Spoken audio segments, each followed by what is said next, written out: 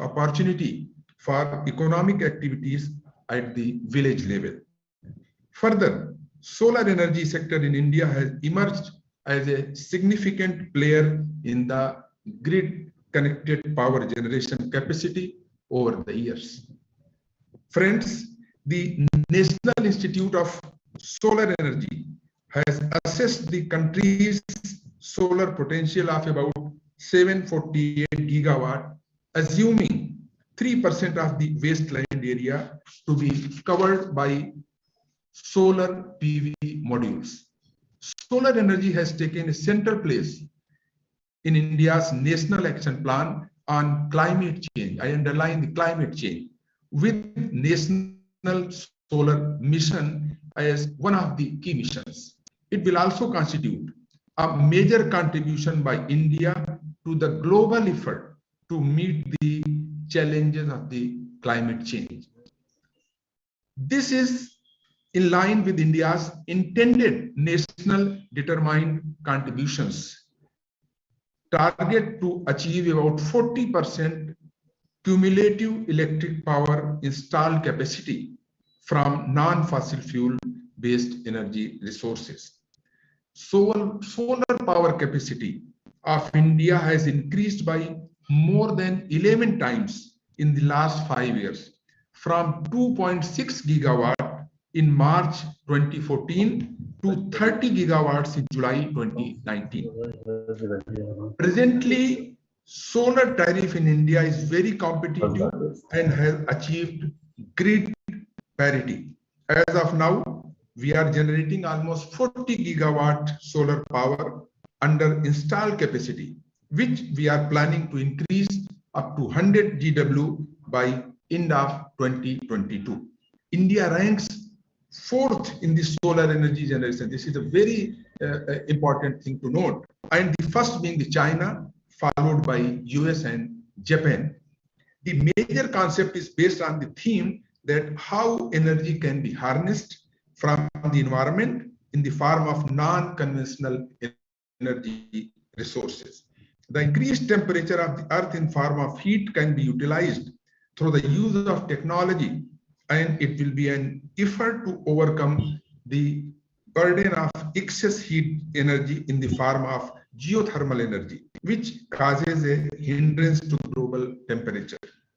There is an urgent need to address climate change, as climate scientists now say that we have a decade or less to begin reducing greenhouse gases emissions to avoid catastrophic changes in the planet.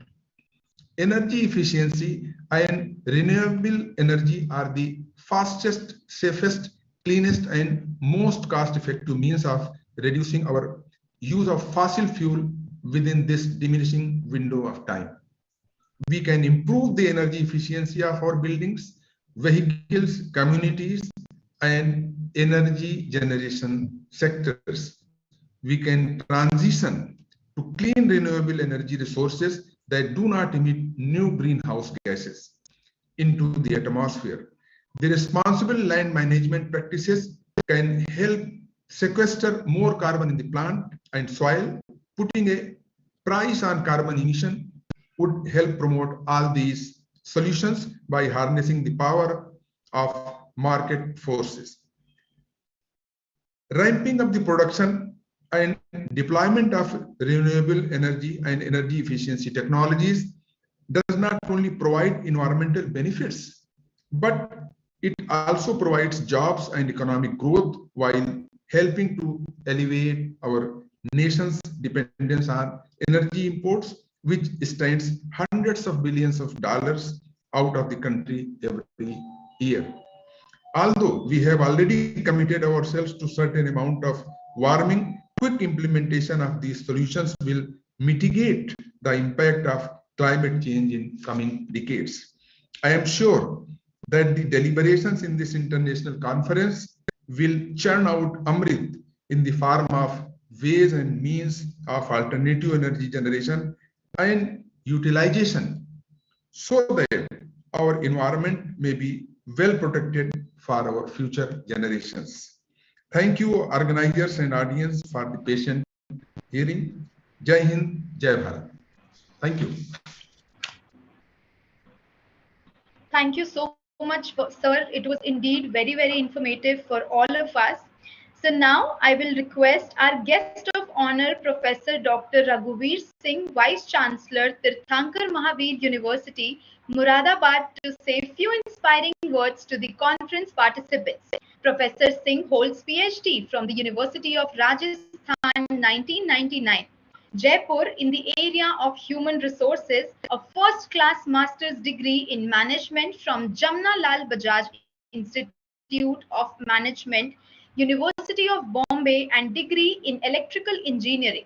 Professor Singh has 25 years of experience of teaching and administrative experience at various university departments and autonomous management institutes as director and HOD in institutes like Manipal University, Jaipur, BITS Pilani, Modi University, Lakshmangarh, and so on. Have hands-on experience in developing quality education ecosystem in Hales, have conducted numerous MDPs for several corporate houses on leadership, interpersonal skills, strategic roadmaps using BSc, leadership grid, Thomson scale, and MBTI, etc.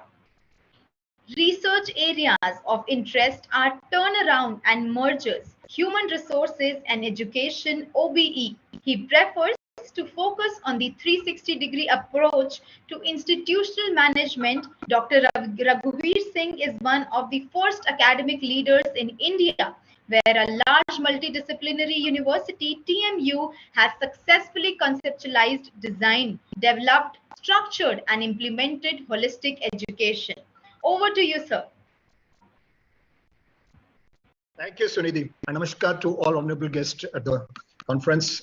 Let me on the outset congratulate the organization called Council of Industrial Innovation and Research for organizing this wonderful conference, a highly relevant and important conference, that is energy, environment, and climate change.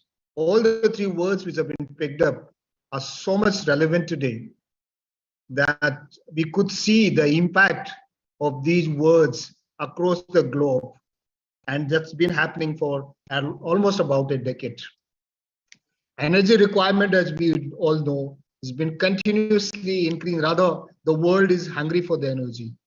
The appetite is never ever going to reduce.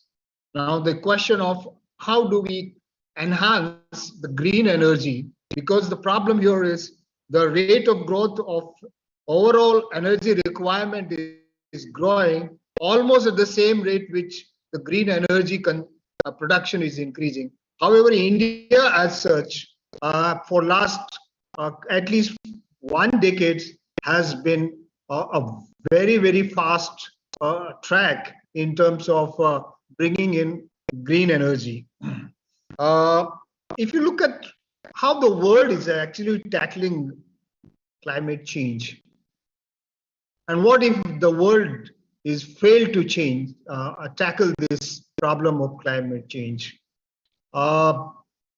Currently, you could see what's happening in Pakistan, what's happening even in our backyard at Bangalore, what has happened in China, and of course, Western world.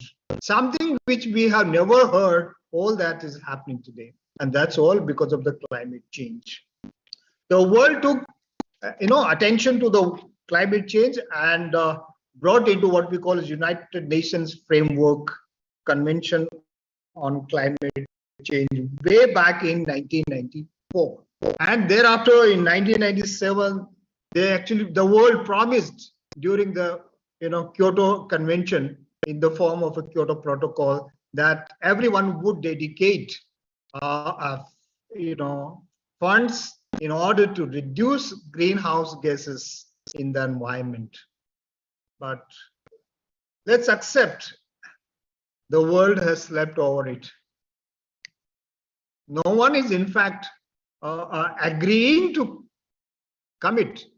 The developed world is asking the developing world to reduce because they find these countries are hungry for the energy.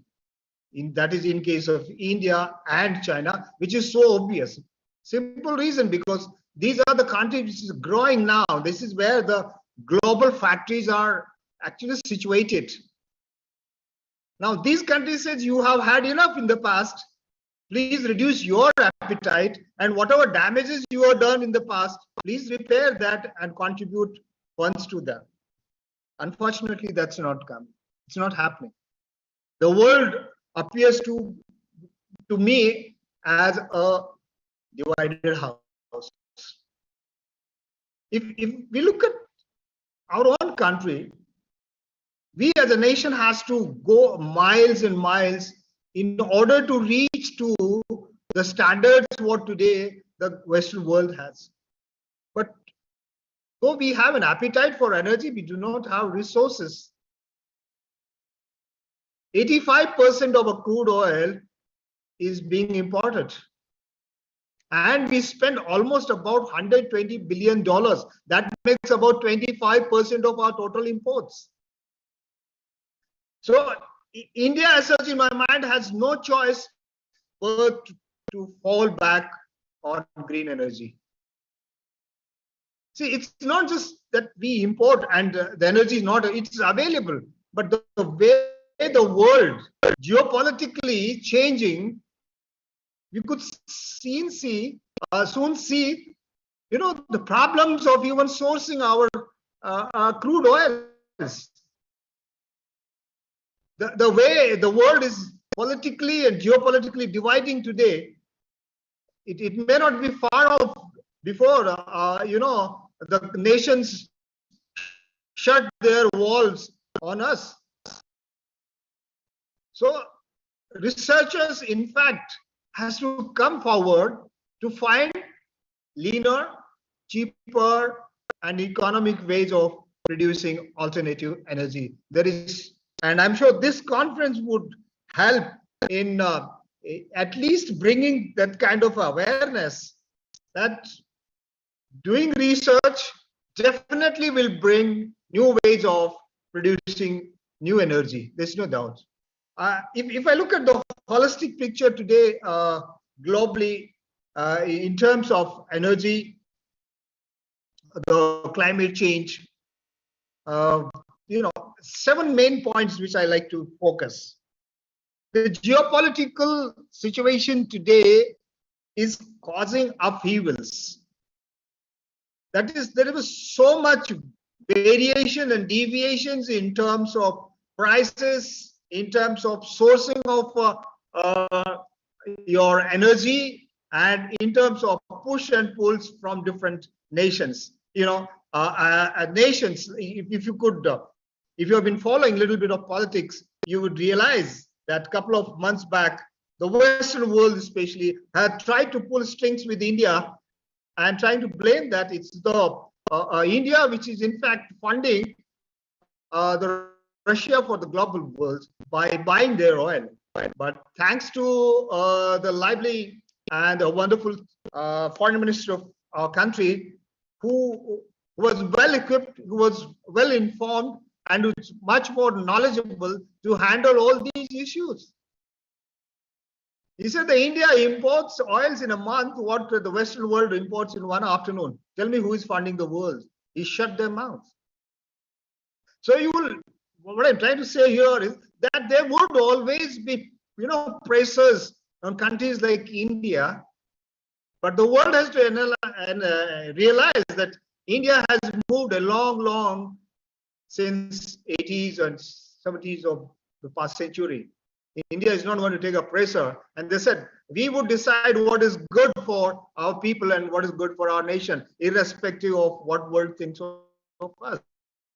Now that you can only do when you are economically sound, when you are economically strong, you see. So ultimately we say that it's the economics which runs the world.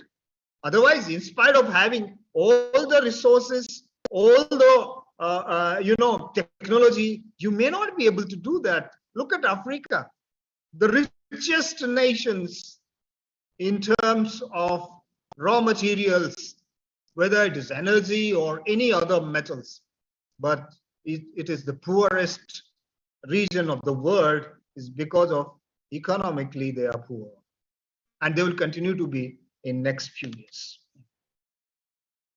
As I mentioned earlier, the need for energy would continue to grow. That's the next important thing.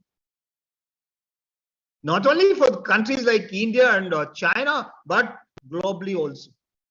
The more the devastations happen in the world, greater the need of the energy would be. You'll find, the seasons are shifting already. What used to be a winter for few months, it is a severe winter for those months. Now this severity would need more energy. Now, where this energy would come, it will come from exploitation of existing fossil fuel resources, that causing more damage to the environment. Third point which I like to highlight is the devastating change in climate change. I don't know whether it is reversible or not. I'm not a scientist. But whatever little bit I know, that if we reduce those greenhouse gases by avoiding to use fossil fuel, probably it could reverse those damages which has been done to the climate across the world. And there is no prediction mechanism, or there is no tool which can predict that what kind of damages in future would happen. What kind of upheaval these changes in climate will cause in future. As of now, we have not been able to predict that. Suppose the glaciers start melting at a faster rate. What all will submerge, we have no idea. What would fall from heavenly above, we have no idea. Some ideas we already been, the God has already given indication that this is what is for us in the future. So earliest the global leaders, or those important leaders, powerful leaders, the leaders of advanced nations, unless they awaken now and bring those corrective mechanisms in place, the world is supposed to be ready itself, the worst thing that would happen to it. Major concern for me is the inaction by those powerful advanced nations leaders. Why that inaction? It could be because of the domestic compulsion, political compulsions. But when you have to survive in this world, the leaders have to have no choice but to act beyond those domestic compulsions if they want to save this world. If they cannot save, then we would be responsible for damaging to the future generations. And it is said that no generation has the freedom to damage the next generation's opportunities. And unfortunately, that's what we are doing. I think next 20 years or so going to be very, very crucial for the world to survive and survive well and grow in the future. Thank you, Sunidhi, so much for giving an opportunity, and namaskar, everyone. Thank you.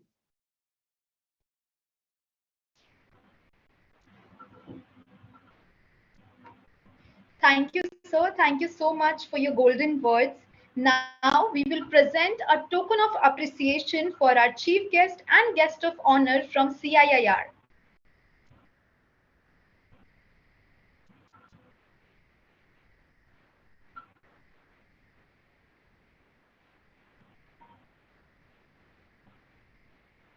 Thank you.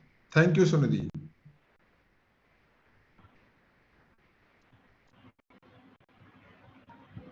Thank you. Thank you so much, sir. Now, I request the special guest invited for this conference, Dr. Anurag Verma, Principal, College of Pharmacy, Tirthankar Mahavir University, Muradabad, to enlighten the conference participants. Dr. Verma got his PhD in pharmacy from Gautam Budh University, Lucknow in 2012. and Master's Farm degree from Rajiv Gandhi University of Health Sciences, Karnataka in 2000. He has qualified GATE examination twice in 2004 and in 2005 as well. His research areas include drug delivery, material science, cosmetics, ocular drug delivery, gastroretentive drug delivery. He has published more than 125 research papers in reputed journals. Over to you, sir.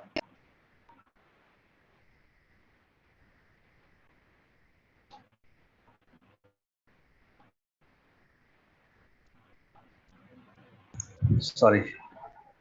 And the topic is also very interesting. That is energy, environment, climate change, because all these terms are interrelated. Because if there is a climate change, there is change in energy and environment also. But as a person of life science, I am more concerned with its impact on the health and pharmaceuticals specifically. So at present, climate change is the biggest health threat we are facing. And we are also facing the consequences in the form of increased frequency of endemics and pandemics throughout the world. So the UN body, the Intergovernmental Panel on Climate Change, recently concluded that to avoid catastrophic health impacts and prevent millions of climate change related deaths, the world must limit temperature rise to 1.5.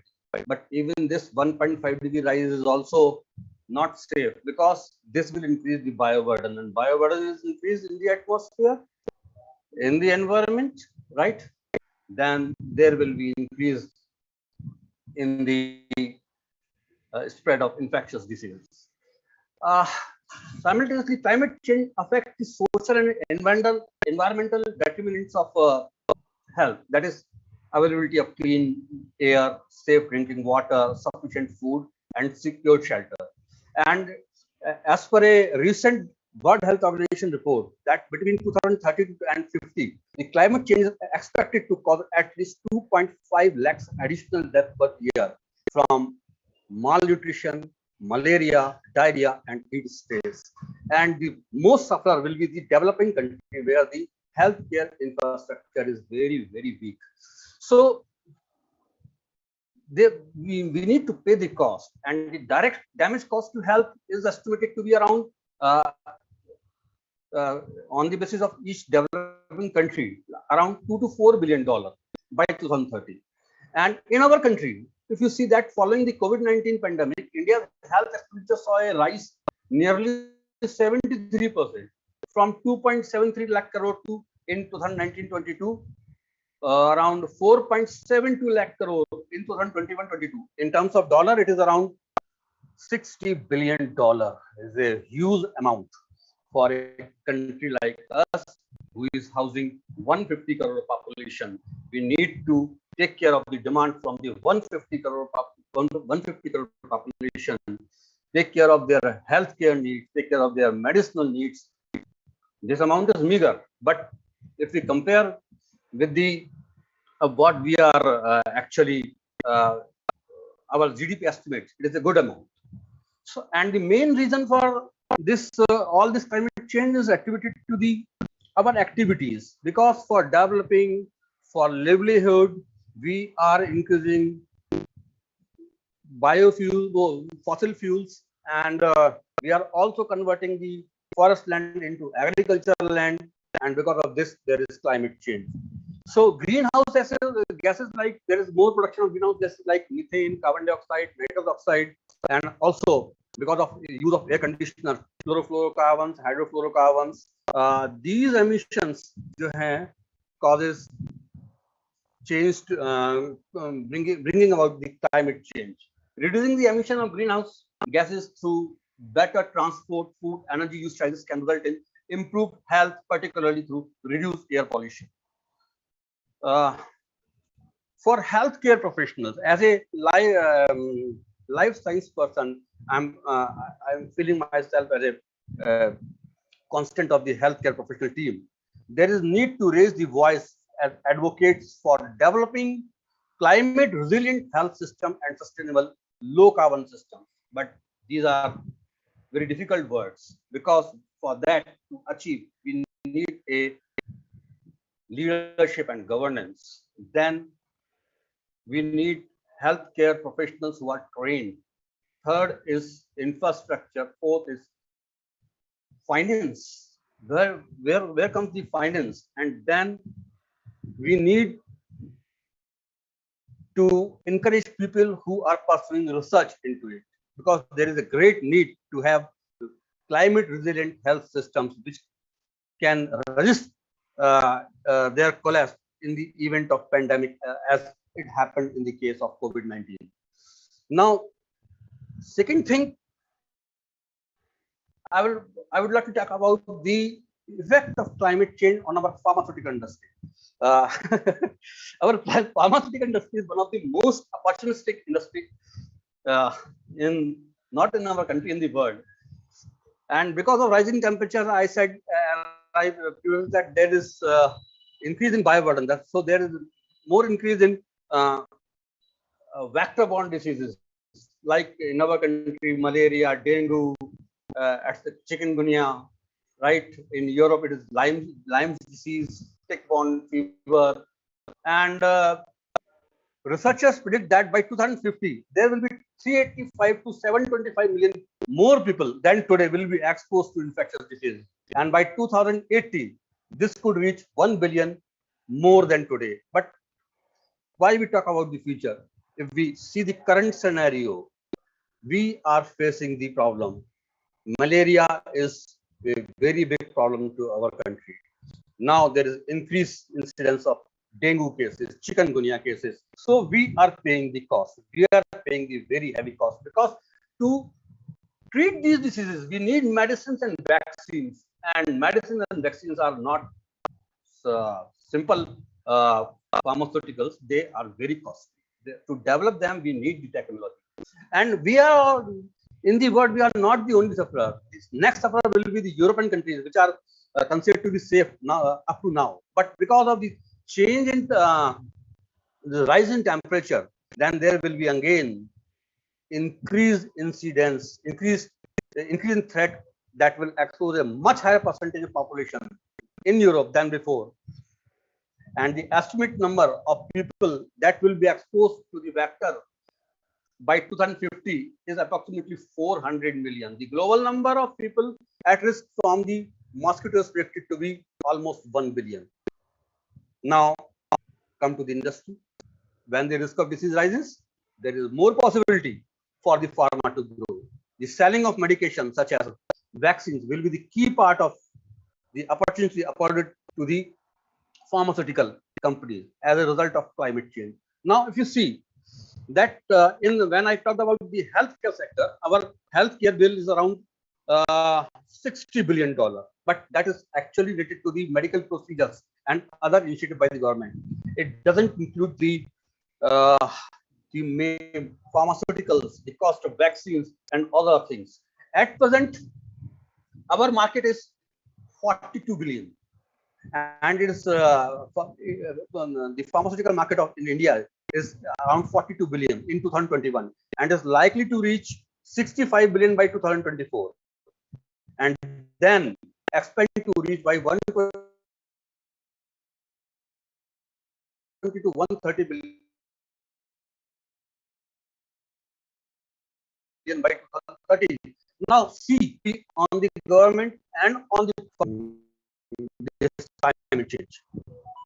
Now, come in our country, we are following the system of besides modern medicine, we are also following the system of Ayurveda and Siddha, and for where we need herbs, and these herbs are generally grown in Himalayas. Now, climate change is disrupting our herbal supply chain too. Rains are not coming; they are coming at wrong time. Plants are flowering earlier, which means pollination is off, and in turn, harvesting time are off. And those who collect these herbs, they are on the verge of extinction. Farmers who used to be able to get the herbal crops without irrigation are losing crops due to drought, because at present we are here in Western India, that Western UP, we are facing the conditions of drought. Actually, there is 60% less rainfall this year. And one of the greatest challenges to those involved in sourcing medicinal plants face the impact of weather changes, both on plant supplies and on their life also. Medicinal plants in the Himalayas are under threat due to climate change. And recently, a study by a Delhi University team analyzed that the potential habitat distribution of 163 medicinal plant species in both the current and future climate scenario between the 2050 and 70. So the study shed light that the current species rich areas are likely to shift by 200 meter and 400 meter in altitude by 2050 and 70. And about 13 to 16% of the medicinal plant species in the region are likely to lose their habitat by 2050 and 70. And over half of the medicinal plant species population will lose up to 80% of their distribution area.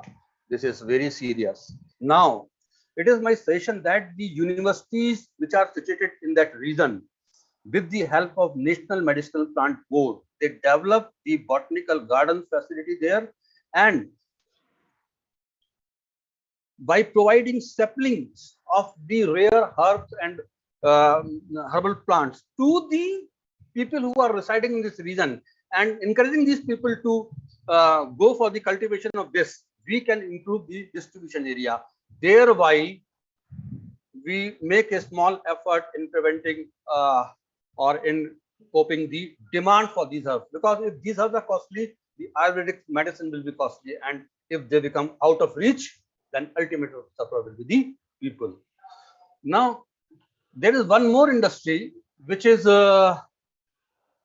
related with the climate change, that is the biotechnology. Now, biotechnology has both boons and banes. Biotechnology policy will reduce the effect of climate change by using the modern technology through the use of, say, microorganisms, enzymes. We are actually developing new medicines, and not only new medicines, we are also developing biofuels, we are also developing the bioplastics, and by this way, this industry is actually helping to encounter the challenges posed by the climate change. It is one of the estimate that plastic from the fossil fuel have grown faster than any group of material for several decades. And by 2001, it is predicted that 1 billion tons of annual plastic demand would require 25% of current oil production. Now see how much greenhouse gases will be evolved. So bio-based plastics developed with the help of biotechnology are potentially attractive in terms of specific emission energy savings. Now this topic, if I continue talking, I think it will be very difficult to end the talk. But considering the time limits, and I would like to limit my talk. And again, I once again thank you very much for the organizer to give me a platform to express my views. Thank you. Thank you so much, sir. Now we will present a token of appreciation for our guest of honor and special guest. Morning, everyone. It has been such an honor to be a part of this wonderful event. On behalf of the organizing committee, I would like to extend my gratitude to our esteemed guest, Professor R.L. Singh sir, Vice Chancellor, Neelambar Pitambar University, Palamu, Professor Raghuveer Singh sir, Vice Chancellor, Tirthankar Mahavir University, Moradabad, and Professor Anurag Verma, Principal, College of Pharmacy, Tirthankar Mahavir University, Moradabad. Thank you, sir, for your enlightenment of knowledge. I am also thankful to Professor R.M. Mehra, sir, Chief Patron of the conference, and team EECC, along with media team and IT team. Thanks to all the participants for joining with us today. Thank you, one and all.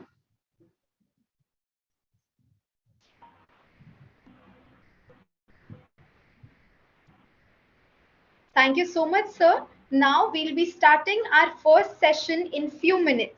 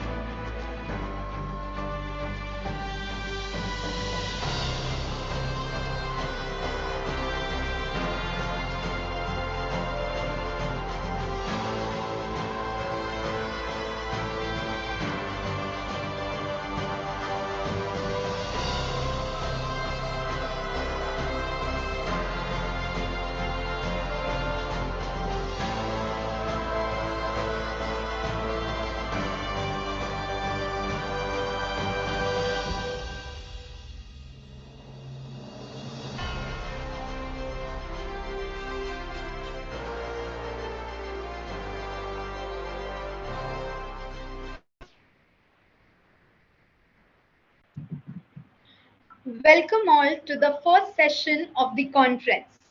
May I request Professor R.M. Mehra sir to become the session chair for this session.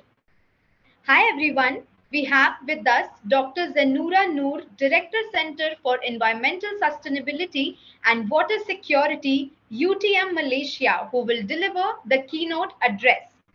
Dr. Noor has obtained her PhD in Chemical Engineering from Newcastle University, UK in 2006, her master's degree with distinction in 2002.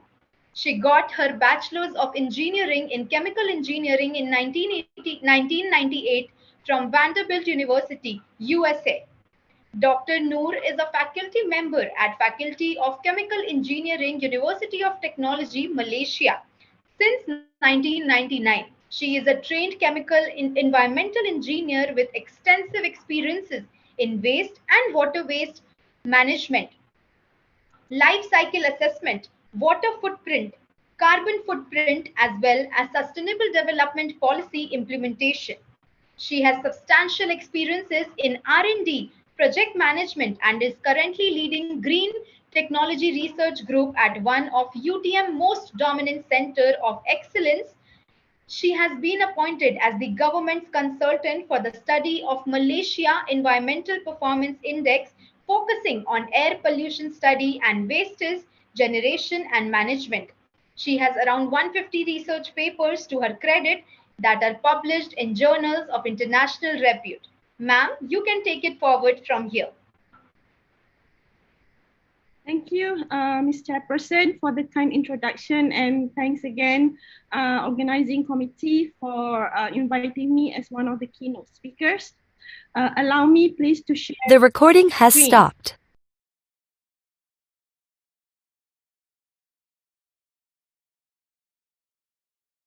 I hope everyone can see my screen, right? Yes, ma'am. Okay. All right. So taking the cue for the theme of this conference, which is emphasizing on the energy, environment, and climate change, my topics today will be on the renewable energy. But normally people, when people talk about renewable energy, it is from the perspective of mitigation. But today I'll be taking you to looking from the perspective of adaptation. Right, as previously mentioned by the from the introduction by the Ms. Chairperson, I am from UTM. I'm currently the director of Center for Environmental Sustainability and Water Security, short IPASA. It's one of the research center or center of excellence in UTM. These are our niche area, which, as you can see, encompass both environmental sustainability, water pollution control, as well as climate change adaptation, because our centers comprise of researchers from multiple backgrounds, from multidisciplinary backgrounds. We are able to do research from the transdisciplinary research, looking into environmental sustainability from various aspects, as well as when it comes to managing or adapting and mitigating climate change. All right. Let me move to my next slide. Okay, I'm not going to talk in detail about the climate change problem, because I think everyone here actually truly understand the severity of the current situation. And we have seen these recent incidents happening in Pakistan, as well as in, we also heard about the scorching temperatures in UK and Europe, for example, which is an evidence of climate change impacts. And that, how do you think in the future, if we are not able to ensure that the increase in 2 degrees Celsius, how much severe the situation would be? So as evident from what happened around the world currently, although perhaps the main culprit of greenhouse gas emission probably would be coming from those developed countries, but those nations that experiencing the severity of the climate change is normally the third world country or the developing country. And in many situations, these countries have the most vulnerable population, also has in certain situations, for example, has rich with biodiversity, but these are slowly being destroyed by climate change. For example, we have seen the evidence of coral bleaching in many areas in the world, in many oceans in the world, Malaysia included, for example, and we have seen species loss in many countries of the world, in Africa, as well as in Borneo, for example, if I'm able to talk about from the perspective of Malaysia. And of course, we have seen drought cases, even bringing certain nations to war. In fact, it was believed that one of the factors that lead to crisis in Syria was because of prolonged drought due to climate change. And of course, those countries, especially maritime countries and remote islands in the Pacific Ocean, for example, are in extreme risk of having sea level rise in sea level that in extreme situation will lead to displacement of the population. Okay, so what causes climate change? Again, I'm sure that everyone here we're aware of the main issues or the main cause of climate change, which is actually from anthropological activities, specifically combustion of fossil fuel. But if we're talking about looking into the combustion of fossil fuel or the anthropological activities due to combustion of fossil fuel, what actually entail, or what are the components of these activities? So if we are looking into, or we are examining the distribution of these activities, actually majority of this activity or the combustion of fossil fuel is normally due to production of energy. So here, as you can see, more than 70% of the global greenhouse gas emission is coming from the energy sector, right? And when we talk about the energy sector, these energy is being used for multiple reasons. For example, transportation, development, urban development, for aviation, shipping, and so on. Right, when we talk about adaptation and mitigation, normally there are two pillars, or theoretically there are two pillars of climate response.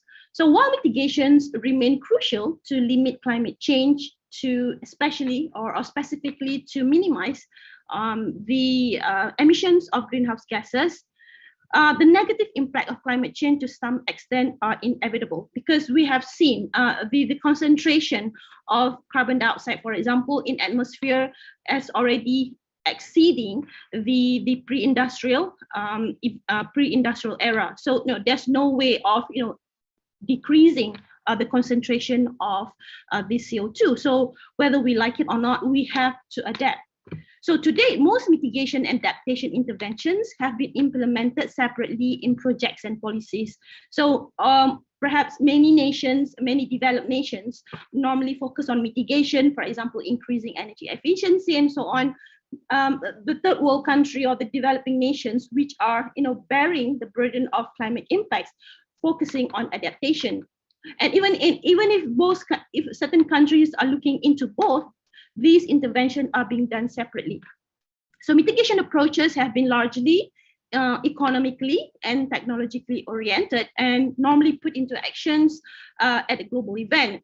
However, the approaches for adaptation are more relevant to perhaps from the perspective of ecological and social dynamic, and normally associated with resolving local and short-term impact of climate change.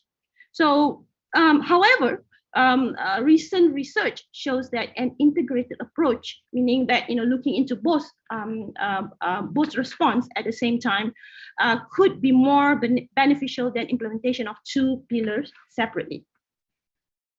So we have to understand first what is the actual definition of climate adaptations. So according to IPCC, the concept of climate change adaptation is still evolving because we have not yet seen the end of it, meaning there are probably more impacts that we need to adapt.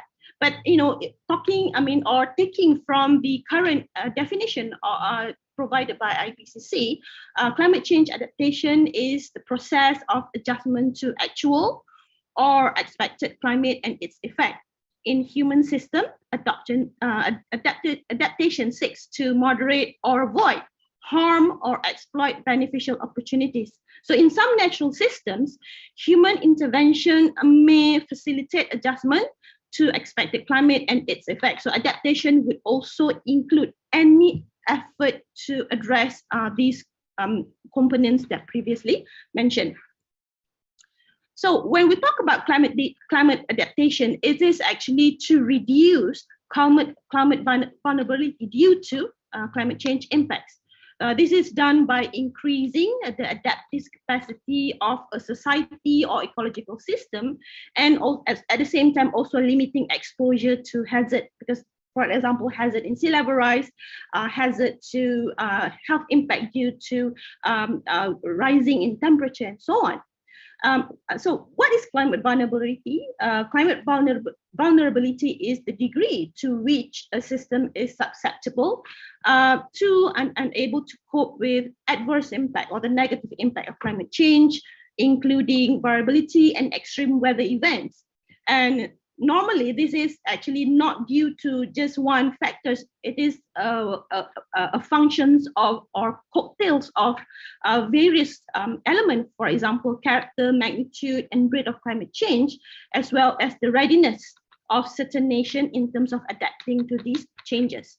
So here, this diagram here shows the relationship between vulnerability, adaptive capacity, sensitivity, and exposure. As mentioned by previous speakers, for example, certain nations may have, the best technology, but if they do not have the financial strength, they are more vulnerable to climate change impacts. So if we look from this perspective of energy, so how can energy play a vital role in climate adaptation? So under current policies, the world, I would say, is struggling to reach the well below 2 degrees as being, deliberated in convention and so on. And even if the mitigation targets are met, by all possible means, the effects of climate change are expected to be amplified in frequency and intensity, again, because the carbon is already there. So adaptation recently has become more popular because there is a vital need to address the negative impacts of the climate change globally.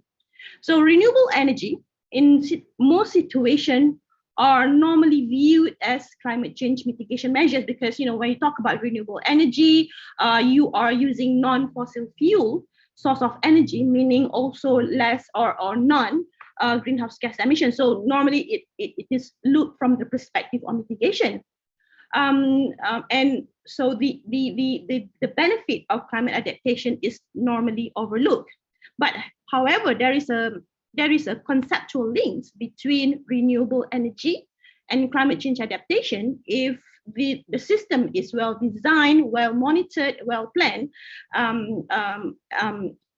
if these are also part of an integrated system. So let's look at, in general, the example of energy services in climate adaptation. So there are many, if we could list certain impacts, if I could list certain possible impact, for example, drought, temperature rise, and natural disaster, there are many key risks or many issues that could be associated with this situation. For example, we were talking about drought. There will be, of course, the prominent issue would be water shortage. And in this situation, for example, if there is no other way of getting water, perhaps especially for nations that are, have the accessibility to seawater, desalination would be a good option. However, in this situation, for example, if we're talking from the perspective of normal energy or conventional energy, desalination would lead to or would enhance climate change impact because you are using intensive amount of energy to treat seawater or to remove salt from seawater. Same goes, for example, when we talk about sea level rise, temperature rise, and in that situation, it will also affect food security because certain crops can no longer be sustained or being cultivated in that temperature. So in certain situations, we need cooling water, more irrigation, and so on. But this again, when you use more water for pumping, that will lead to enhance the climate impact. So how do we find a balance in this situation? So we need to understand first, in terms of balancing or making sure that these two pillars actually complement each other, we have to understand the trades-off and synergies between adaptation and mitigation. So climate change is expected to increase energy demand, again, like I mentioned, to support adaptation measures, for example, cooling water, even air conditioning, irrigation, and so on. But energy-intensive adaptation solutions, such desalination, can make climate change impact worse due to GHG emissions. So renewable energy can facilitate climate adaptation action in this situation without resulting in significant GHG emissions. So the potential environmental impacts of renewable energy technology in the bottom right corner of this figure can be addressed and minimized by adopting more environmentally sustainable practices. So, substituting or making sure that the energy used to support the adaptation measures coming from renewable resources would also be killing two birds with one stone, because you are mitigating, you are not using fossil fuel based, but at the same time you are adapting, or you are giving support to these adaptive measures. So this diagram here shows the multifunctional aspects of renewable energy contribution to climate change adaptation. So if we're solely focusing our views for adaptation from fossil fuel to provide energy service or non-energy service to adapt the situation, then we will probably make the situation worse, because again, we are still burning or using fossil fuel. So in this situation, we have to see how renewable energy system can be replaced slowly, perhaps if it's not totally phase by phase, to provide this support instead, both from energy service and non-energy service. So energy service could be in the form of providing electricity, or providing cooling and heating system, providing power for irrigation, pumping irrigation, desalination, and so on. And non-energy service could be in the form of providing, energy for water storage, afforestation, waste treatment, which require, for example, pumping, for example, aquaculture requires energy for the cleaning or the aeration of water, and so on. Right, let's look at how renewable energy can be a support system for different sectors. For example, here, let's focus on water sector. In many situations, climate change impact will lead to, in many nations, lead to water scarcity, even in countries like Malaysia, where we supposedly have abundance of water. We have seen impact in certain areas whereby there have been prolonged drought, where certain river basins do not have enough water to provide for the population. So how could renewable energy play an important role here? So for example, again, like I mentioned, desalination, and perhaps also provide energy for other forms of water treatment, for example, or distillation, or pumping, even energy for pumping groundwater from aquifer, and so on. And looking from the perspective of treating the pollution, renewable energy could also provide energy to treat this system, or treat this polluted water, provide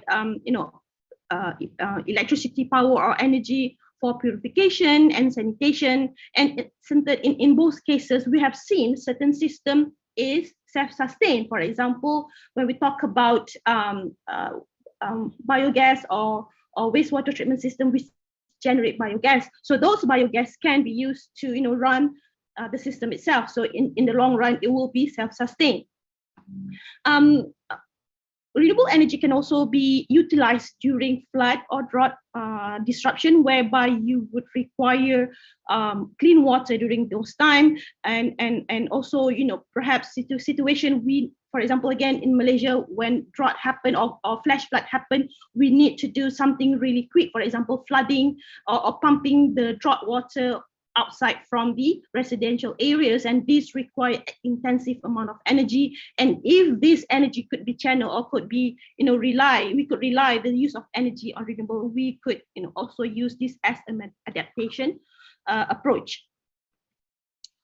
Looking at the food sector, I think this is perhaps one of the important sectors here when we talk about, or one of the sectors which are being impacted the most when we talk about climate change impact, because there are so many interlinked components that play around this impact. For example, when we have temperature rise, again, a certain area may no longer be suitable to plant certain crops, because of the requirement, again, because the crops may not be able to adapt to that temperature, also because of the lack of water due to that drought and so on, or because the precipitation system may changes because of the climate impacts. So here, the renewable energy again can be used as the source of providing cooling effect because of the temperature rise, as well as used for the source for the purpose of pumping water, for example, for irrigation. So so this in the long run could make the system more stable, less vulnerable to the impact of climate change. So I'm sorry, I may not be able to elaborate in detail because of I only have half an hour to talk about this. All right, let's look at from the disaster management. Again, here, even in Malaysia, we have started looking at how we could use renewable energy to cater the needs of people who are being displaced due to disaster management. We in our country, for example, we experienced flash flood. We couldn't even right now pinpoint whether the flash flood will only happen during monsoon, because we have seen, due to climate change, we have seen intense rain throughout the year. So we need to have something to support system that is also reliable to adapt to this situation. So in many cases, when people are being displaced or during flood season, we have to shut down, for example, the connection of electricity connection to that affected area, so that these people may not have access to electricity. So having renewable energy, for example, mobile solar panel, that could help providing energy security during this situation. And in certain situation, again, you need clean water treatment because there's no connection or there's no access to clean water during a flood, for example. So perhaps we could have a decentralized small treatment system powered by renewable energy to cater the needs of clean water. And again, renewable energy is ideal to be used in ocean coast and remote island because of because of the location of remote island, not connected to the main grid. For example, they need more robust system that enable them to have continuous energy. So especially if the system has access to tidal wave, for example, not only they will have continuous energy, but at the same time, the energy could be used for desalination, for example, especially if the remote island do not have sufficient amount of fresh water. And it could also be used for example, for food security enhancement, for example, fuel supply, for agriculture and aquaculture, especially in these areas. I was attracted, or I think the point brought by the previous researcher, Dr. Verma, I think, talk about the impacts of climate on health sector is very true, is very valid, whereby climate change impact lead to so many issues. Not only we have seen so many new diseases because of the vectors have traveled due to variations or in temperatures and extreme weather event, but climate change also bring another issues when it comes to energy security, because in the long run, if we are not prepared, we may not have enough energy to treat people, in fact, so for example, to run a ventilator or to provide, especially in the most vulnerable countries. Also, we may not be able to provide clean water, for example, during pandemic or during infectious disease situation like COVID-19.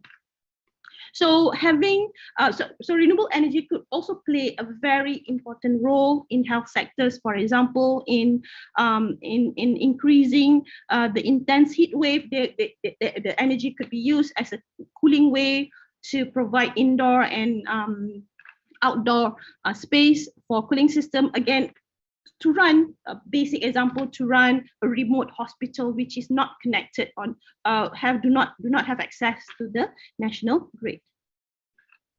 So way forward, I think there's although this is very ideal. I mean, from my point of view, personally, I think this is, if we are able to look from both perspective, renewable energy from both perspective, which is, adaptation and mitigation, it is a very ideal situation. But there are so many requirements or factors that entail to ensure the success implementation of it. So, for example, we have to look from the aspect of establishing adaptation frame. What are the options in terms of, for example, not only from the point of what are the different sources of renewable energy options, especially looking at specific countries, but also, understanding the synergy between, between the benefits and trades-off, and also the systems, the policies, the financial situation of the nation itself has to support the use of renewable energy, because sometimes all good on paper, but when it comes to actual implementation, there are limitations because of the way policy has been designed. And there's also the need for not only feedback, but also awareness, capacity building, so that people will understand, industry will be join, and you also have public support in implementing this action.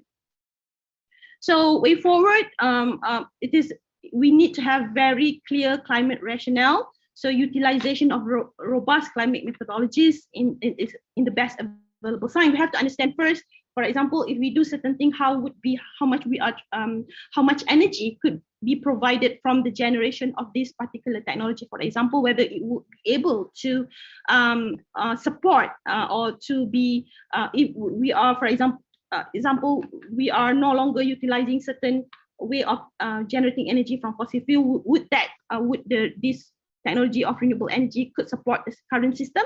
And also to have multi-sector assessment, looking at different climate scenarios and making sure that the benefits can be highlighted both from different perspectives, social, economic, as in institutional aspect, so that you will get support from all the stakeholders. And also to ensure that it is an integrated approach, embedding the renewable energy technology into sectoral mitigation adaptation policies, program and project across local, national, and global level. Again, especially when it comes to certain nation, for example, whereby there are so many tiers of government, and you need to have, those federal, for example, federals or central, state government, local government need to be on board together with the private sectors as well as the public. And this is, again, very important to have integrated approach. In the case of renewable energy system, cascading impacts of climate change in one sector simultaneously affect the other sector system. For example, here, if we're talking about solar panel, or we're talking about generating energy from solar, we may want to have access to sun all year round. But at the same time, if we're talking about having great access or prolonged access to sun, although prolonged drought, for example, may enhance this approach, you may face issues of water scarcity in that situation. So you have to understand in which situation what are the best option so that an integrated approach could be applied. And again, policymakers and project managers need to take integrated approaches together, not as not working in silo, to ensure that renewable energy as adaptation enabler. So multiple benefit need to address social, environmental, institutional issues, comprehensive appraisal processes, all potential synergies, co-benefits, and trade-off must be considered, and development of tool to actually, when the once the project has been implemented, it needs to be monitored so that the benefit, tangible and intangible, could be assessed. And if there are loopholes or flaws, it could be rectified immediately. And so this would give more trust for financiers and stakeholders to invest in the project, knowing that the project is very resilient and it shows actual evidence in adapting, mitigating and adapting climate change. So policy, again, financing is very important. In many countries, nation or government provide fossil fuel subsidies. I think slowly this has to be removed. Malaysia included, we provide very high subsidy on fossil fuel. If we want to make renewable energy happening or happen or could be effectively implemented, this has to be eliminated, maybe phase by phase. Feed-in tariff for renewables, tariff that favors those who like to invest in renewable. Also provide incentive and subsidiary schemes such as financing mechanism with zero upfront costs. Sometimes in certain situations, government bear the interest rate for those interested in investing in renewable energy. And also to set a clear target for renewable in-country energy mix. For example, in certain countries, they would have, by 2050, for example, their target would have to 60% of the country's energy coming from renewable energy. And so by having clear target, the countries can make clear strategies or specific strategies based on years. And good, of course, good practice-based policy that not only good on papers, but something that that is practical enough, feasible enough, so that it could be implemented effectively. All right. So that is all from me. Thank you very much.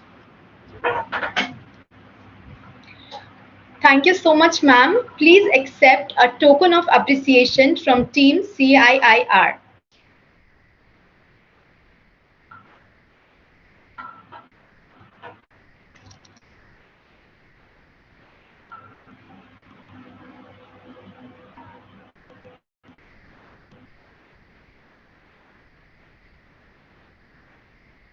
Just wait for a second and yeah.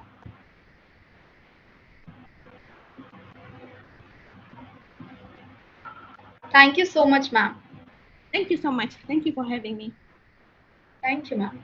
Now I request Dr. Anamika Yadav, Associate Professor, Department of Electrical Engineering, National Institute of Technology, Raipur, India, to address the gathering.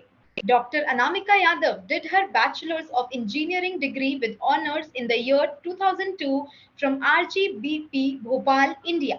She completed her Master of Technology degree with honors in 2006 from VNIT, Maharashtra, India.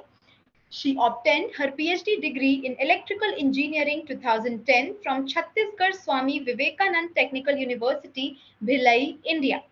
She is the recipient of Institution of Engineers India Young Engineers Award 2015-16, VIFFA Young Faculty Award 2015, VIFRA Young Scientist Award 2015, the Glory of India Award 2016, Chhattisgarh Young Engineers Award 2016. She has supervised 7 PhD theses and 22 master theses, published 1 book and more than 128 publications in reputed international journals, conferences, and book chapters. Her areas of interest include power system protection, cable fault detection, facts, artificial intelligence, and machine learning application to power system, smart grid, and so on. Dr. Yadav, please deliver the keynote address to the conference.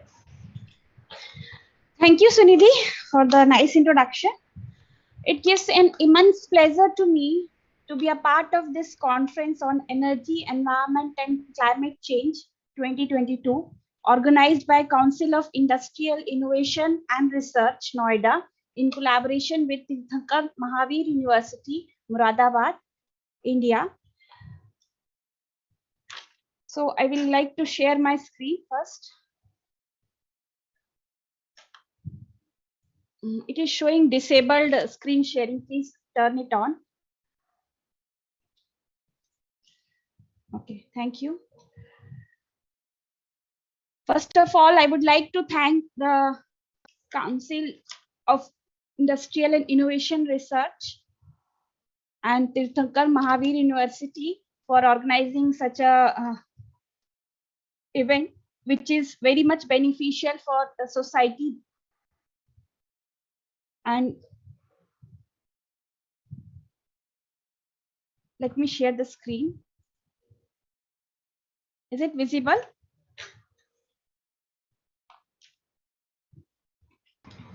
Yes, ma'am, it is visible. Okay. So the topic of my keynote speech is advancement in artificial intelligence aided power system protection. These are the contents of my presentation. I will start with the basics of certain power system and introduction to artificial intelligence, and then few of the artificial intelligence based protection schemes that have been proposed by the research team at NIT Raipur will be discussed with all of you, so that the same can be benefited for the participants whomsoever will be taking research in the area of power system protection. So we all know that power system engineering is the branch of science which deals with generation of power, its transmission to the load center, and finally distributing it to the loads. Herein, as usually the generating stations, they are located far away as compared to the load centers. So we need to transmit this bulk amount of power generated at remote end through transmission and sub-transmission systems, and finally step down this higher voltage to a lower one to make it available for use to the consumers which are at distribution voltage levels. This is the basic structure. Now, starting with the word microgrid. All of you may have been encountered with this word in the working in the area of power system. It is defined as a decentralized group of electricity sources and loads that are normally operated in connection and synchronous operation with the traditional wide area synchronous grid. And it also can operate in a disconnected mode known as islanded mode and function autonomously as the physical and economic condition dictates. So this is the slight overview of a microgrid, wherein the utility grid, which consists of generating stations and the conventional transmission system. So this is your traditional synchronous grid. We are connecting the microgrid, which consists of different renewable energy source based distributed generators, which are directly connected at the distribution voltage level. For example, solar power, wind power, micro turbines, which may involve the hydel power stations, mini and micro hydel power stations, few permanent magnet synchronous generators, and to meet out the load demands during night hours or during peak hours, separate energy storage systems are there. And the loads like electric vehicles, the domestic load, the industrial loads. So this particular forms a microgrid, and this microgrid is connected to the utility through a point of common coupling through a circuit breaker. In case this microgrid is operated with a connection mode, so that is considered to be a grid connected mode.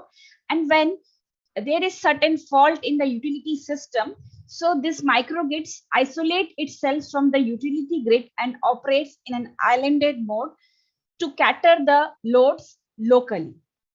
With this, there are several advantages offered because the DGs are connected directly to the loads. So we have now omitting the transmission losses, which may when these generating stations were situated in the utility grid far away. So the power transmission losses are greatly reduced.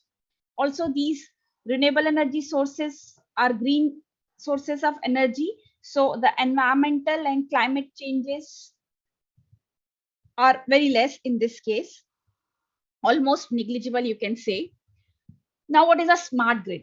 Smart grid, as per Electric Power Research Institute, is defined as the grid which incorporates the information and communication technology in every aspects of electricity generation, delivery, consumption, so as to minimize the environmental impact, enhance the market, improve the reliability of the power supply, and reduce the overall cost, and finally improve the efficiency of electricity generation and its delivery. So this is a smart grid wherein the grid consists of various communication technologies to communicate with either the loads or the generating stations and operate in such a way that we gives the electricity to the low consumers in a lower cost and with an improved efficiency.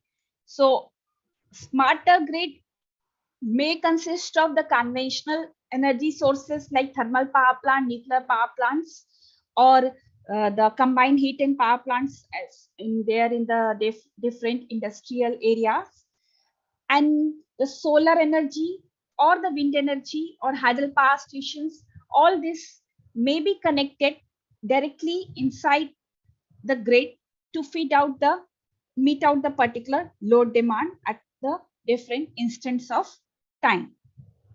So now coming on to artificial intelligence. This was a slide basics about the power system network and the concept of microgrid and smart grid. Now moving on to artificial intelligence. Artificial intelligence is science of automating an intelligent behavior that is presently accomplished by a computer interface with certain machines like robots.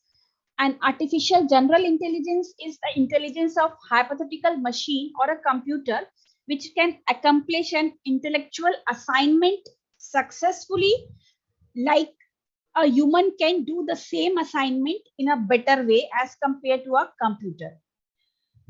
So various constituents of artificial intelligence are artificial neural network, expert system, fuzzy logic, and genetic algorithms. These are major families of AI, and they are considered particularly in the field of modern power system network for its overall coordination, operation, control, and protection. So with a slight introduction about artificial neural network is inspired by the human brain functioning. It has basically resemblance with brain in two respects. First, that this artificial neural networks learns through a learning process, and with this it acquires knowledge similar to a human being. As we grow on from a child to a elder one, we acquires knowledge through a learning process which we are given in schools or in our house. So we acquire knowledge, we store that knowledge in our synaptic weights which are in the brain, and the connection strength between the two neurons in the human brain, that is known as the synaptic weights, this is used to store the knowledge. To mimic this human brain, artificial neural network is basically doing the same task in a different way using the different processing nodes and the interconnection strength. We will discuss how a biological neural network and an artificial neural network is. Now, we must be wondering why we are want to utilize certain AI-based techniques for the problem statement that we can do efficiently with the conventional one or like. So the answer lies on the fact that there are some tasks which are not easily or effortlessly done by a computer. It can be very comfortably done by a human, like a pattern recognition. If you want to recognize the face of a friend which is embedded inside the pictures of so many. But because we have are already aware of that friend, so human brain can very efficiently point out and recognize the face of that old friend. So how it does? Human brain has the ability to recognize the pattern and various content addressable recall. It can approximate and the common sense generalized reasoning that we usually do during driving or playing a piano or playing basketball. So those features inspired to use and mimic the biological neural network through artificial neural network. So coming on to a human brain, how does a human brain, inside human brains, we have large number of neurons. These neurons, you can see that there are around 10⁻11 number of neurons present inside a human brain. This is the structure of one neuron. One neuron consists of a cell body. This is the main, and these tree-like structures are known as dendrites, which are used to take the inputs from the external system. And this is an axon which finally communicates with other neurons or the body to finally execute the command and gives an output. And the connection between an axon and dendrites, this bulb-like structure at the end of the dendrites, these are known as synapse, which is used to store the knowledge. So interconnections between neurons, there are 10⁻⁴ elements. So you can consider the structure of human brain, which is highly complex, consisting of 10⁻11 neurons, and each neurons are interconnected up to 10⁻⁴ times with other neurons. So how to mimic this human brain in an artificial way? So herein the same thing can be done. The inputs that we are taking from the external one, they are being actually weighted by a particular synaptic weight value as compared to the synapse in the human brain. And all those weighted inputs are aggregated and then applied to an activation function to give an output.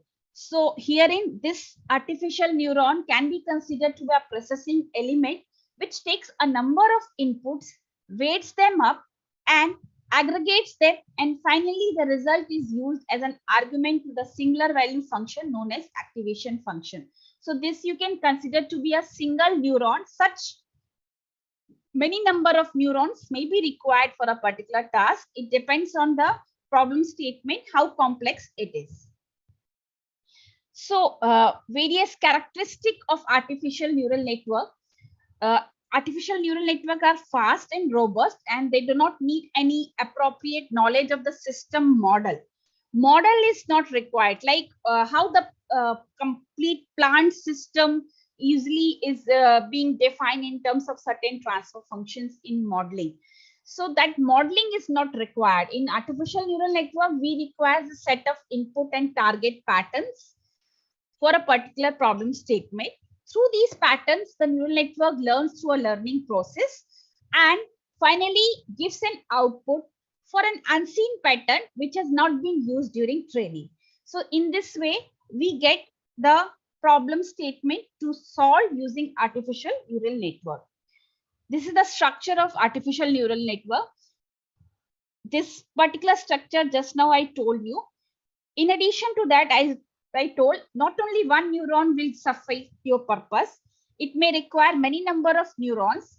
Additionally, there is another term known as layers. There are multiple layers in the neural network, which are known as input layer, hidden layer, and output layer. So input and layers and output layers. And there are certain parameters known as weights and biases. These are actually the values which are being updated in subsequent learning iterations to finally come up with a solution of, for example, to classify the patterns into 2 or multi-classes, to approximate a particular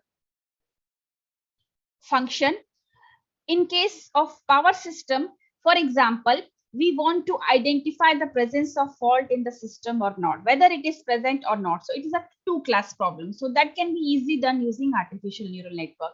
For example, a multi-class problem, we want to identify which type of fault has occurred into the power system network. We all know that the transmission system or the power system network, it's a three-phase system in India. Okay. And the three-phase system, so all three-phase lines, these three-phase lines can encounter different types of faults, say single line to ground fault, double line to ground fault, phase-to-phase fault, three-phase fault, or three-phase to ground fault. So there are total 10 combinations of faults in power system. So all these 10 combinations of fault can be classified using a multi-class classification in artificial neural network.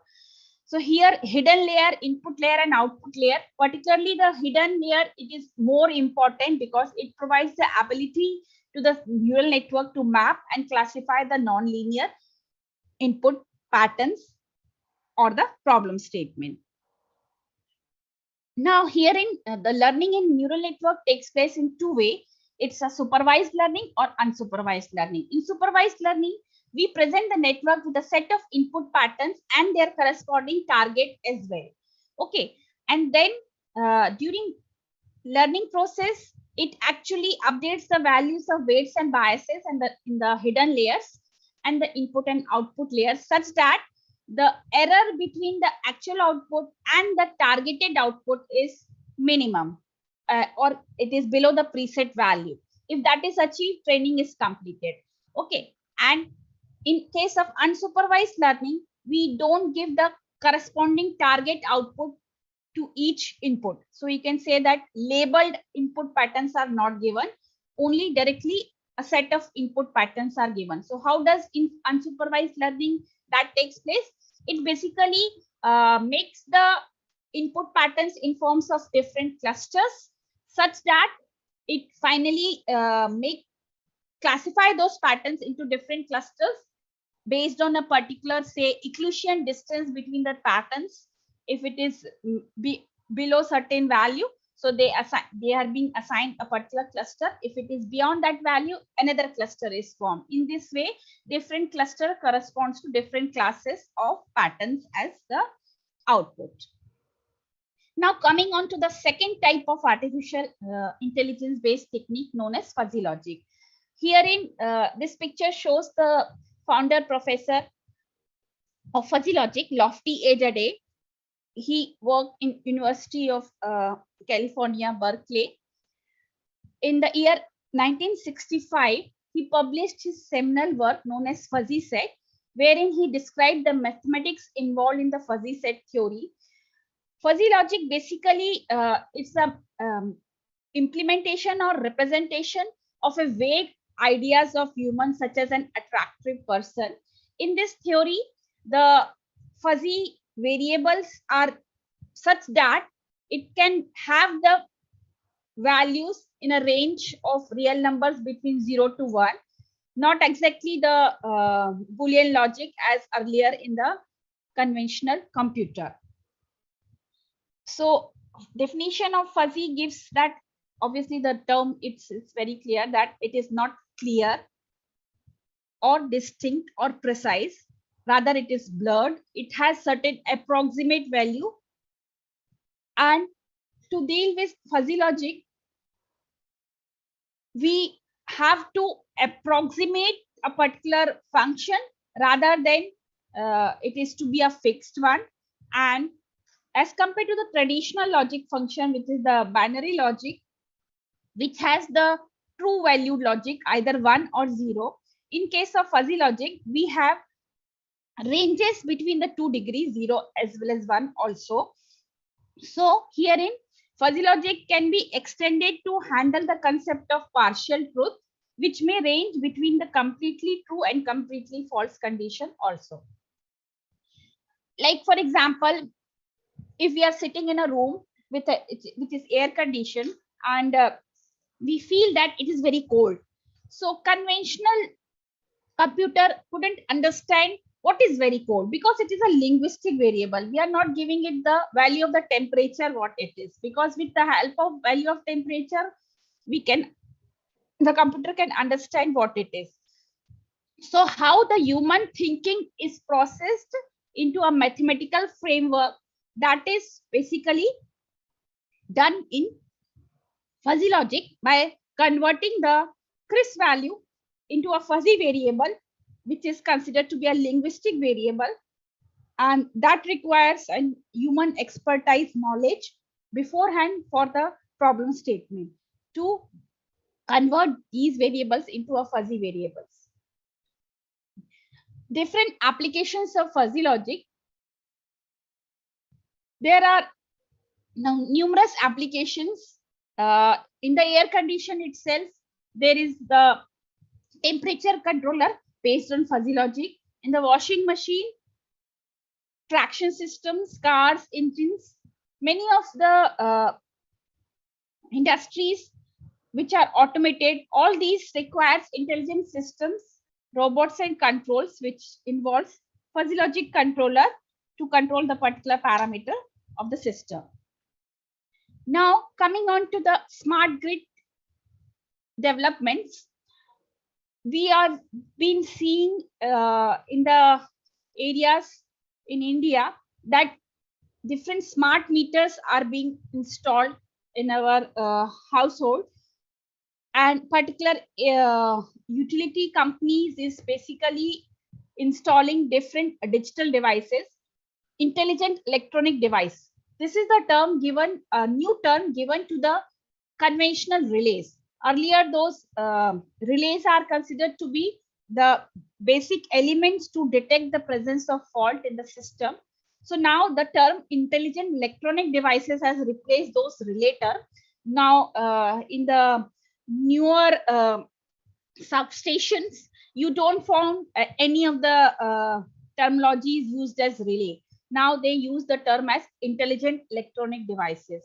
So basically all the transmission and distribution systems have been automated and the process is going on, and we are having different communication networks established to share the data among the devices in the system.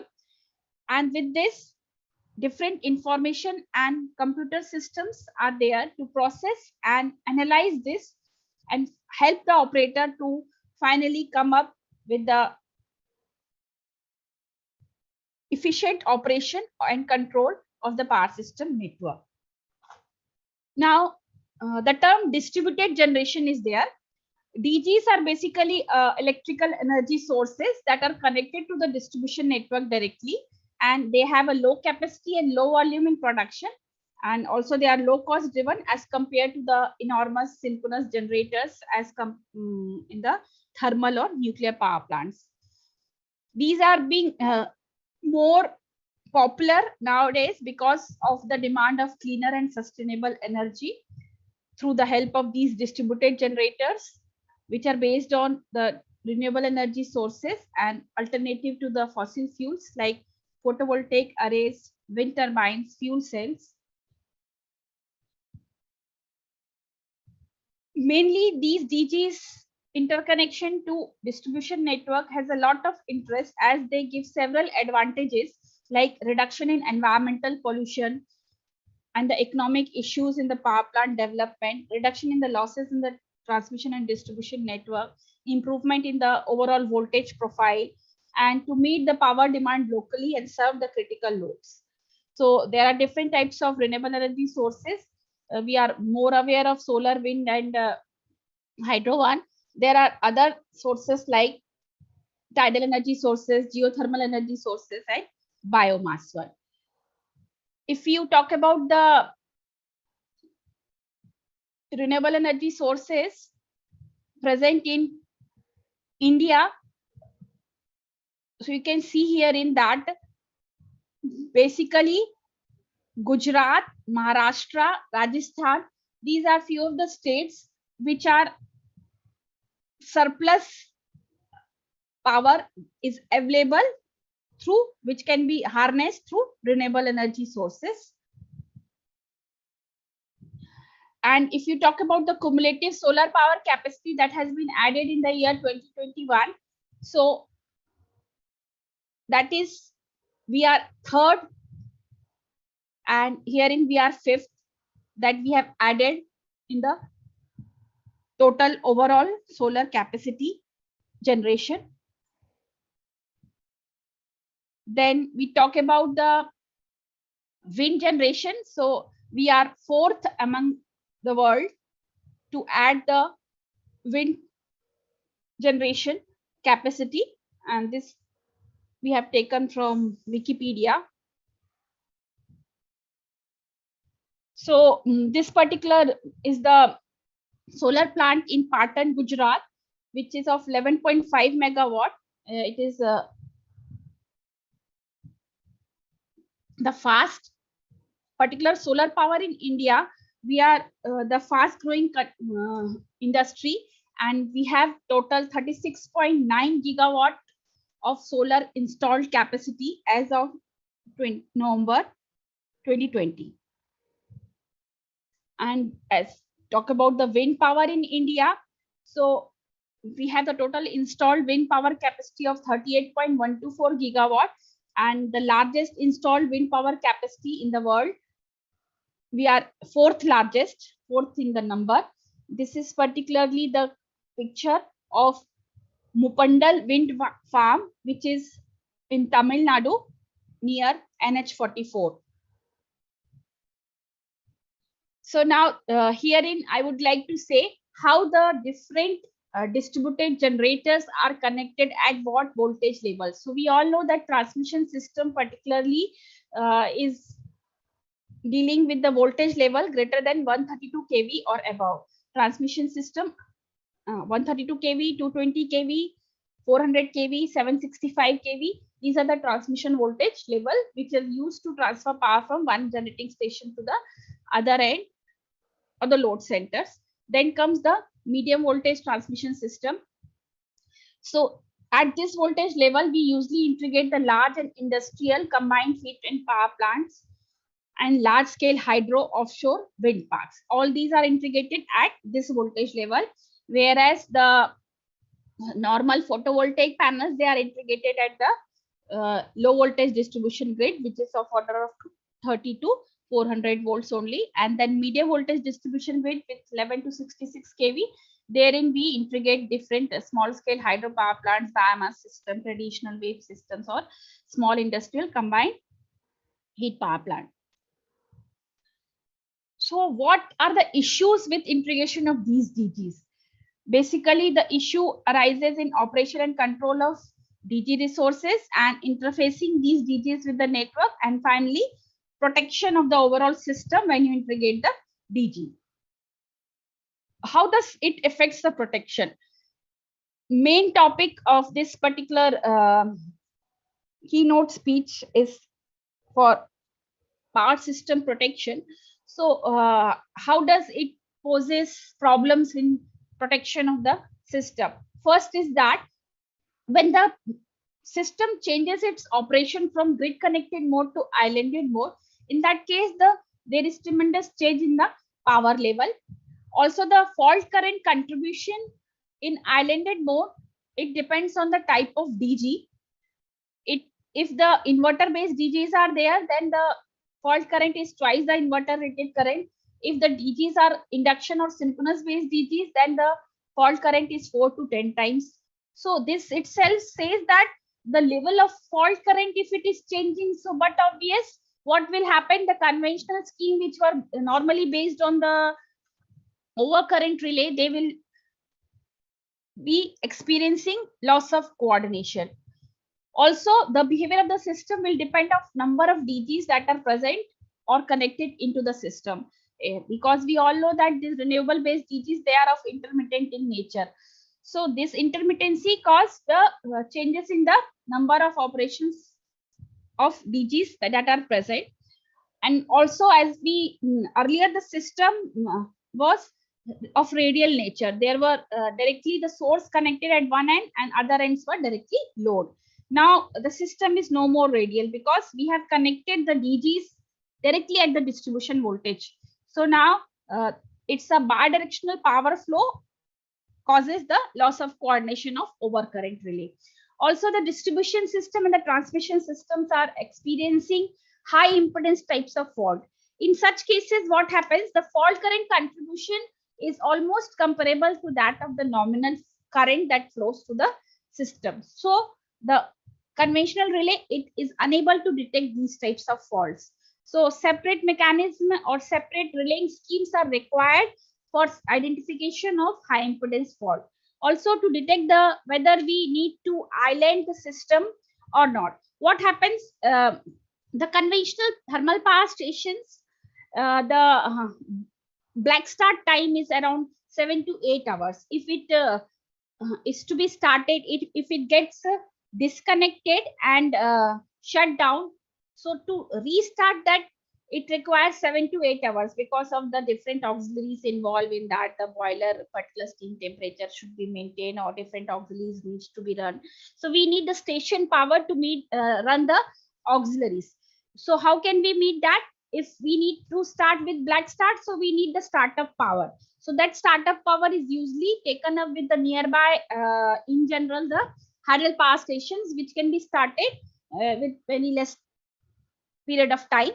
So station power is taken up with that, and then the you can say thermal power station is started with that too. It takes startup time of 7 to 8 hours. So what I want to make you understand, how does an islanding phenomena is occurred in the transmission system. It is basically the condition wherein the microgrids, which are consisting of DGs, they need to isolate this system with the utility grid such that they operate at a lower power level to meet out the local loads itself, and few of the loads are disconnected, which are being, you can say, conventionally fed through the utility grid, and we need to make ourselves as island, that is cut off from the utility grid. And such condition to decide whether we make to island or not, that happens particularly when the system is subjected to sudden loss of generating stations or large load is connected. So overloading of transmission line causes the distance relay to trip in either zone 2 or zone 3, and that causes the power to be redistributed from other feeders, and those feeders again get overloaded, and in this way cascaded tripping of lines, and finally the generator happens. So to avoid those cascaded trippings and blackout situations, islanding is preferred so that we can again come up with higher power generations when the system is healthy, restored. So power system protection, this gives you the different evolvement of the protective relays. So initially we were dealing with distance, direction, and differential and overcurrent relays in the era of 1900th century. Then the modern protection schemes wherein artificial intelligence was incorporated in the year 1990s, and adaptive relaying schemes and traveling wave-based schemes come up in 1970. With the evolution of GPS technology in 1990, we have started with the transient-based schemes, wide area-based schemes, and integrated and cloud big data-based protection scheme to integrate the different communication and information technologies. So there is a term phasor measurement unit. Phasor measurement units, these are usually installed at the transmission voltage level, that is a high voltage level. However, if you want to install these PMUs at the distribution level, the term is micro PMU. Okay, so micro PMU, it consists of the same phasor measurement units with a lesser capacity to handle the particular voltage. And this study of PMU was initially carried out at University of California, Berkeley, and they have installed different micro PMUs in real distribution system and gathered the measurement on the database, and that database is known as Berkeley Tree database. Finally, these PMUs are basically, you can say, the giving you the measurements of the different voltage and current phasors, which are used by the intelligent electronic devices to find out the presence of fault in case of system occurrence with fault. Now, there are different applications of AI in power system network. We need to make the enhancement of power flow, both real and reactive power flow. And to do that, different flexible AC current transmission system incorporating power electronic based devices, that is known as FACT devices, are being used. And with incorporation of all these in the system, now the planning operation of the overall power transmission and distribution system, its network reconfiguration, demand side response management, operation controls, all these things can be effectively applied or solved as the problem statement using AI based scheme. And different neural network fuzzy logic based schemes have already been explored and proposed by different researchers in the literature. And differential protection of power transformer therein artificial neural network has been successfully applied. ANN is very useful in giving you an economic load dispatch. I have also guided one project from Central Power Research Institute to forecast the load in Chhattisgarh state using artificial intelligence techniques. It has been usually this load forecasting methodologies using AI based schemes. It is already being implemented in various utilities across the world. But in India, particularly, very few states are utilizing the power of AI in prediction of load, future load. So I have been assigned this particular project from CPRI. And optimization of generation and rescheduling, transmission capacity and optimal power flow enhancement, real and reactive power limits of the generators, to have the voltage profile of the transmission and distribution system maintained, we use AI based schemes. And so AI has been given very useful methodologies to treat the various power system protections and operation control. Now I will move on to discuss two types of schemes. First is using modular artificial neural network for protection of microgrid, and second will be based on fuzzy logic. So this is the test system, wherein this is the utility system which is connected to a transformer and circuit breaker to the remaining system, which is considered to be a microgrid. And therein you can see that we have different types of generating stations, 2 photovoltaic generating stations and one is the wind power plant. And we connect these sources locally at different buses. It's a total 6 bus system. So we can have installation of 6 micro PMUs to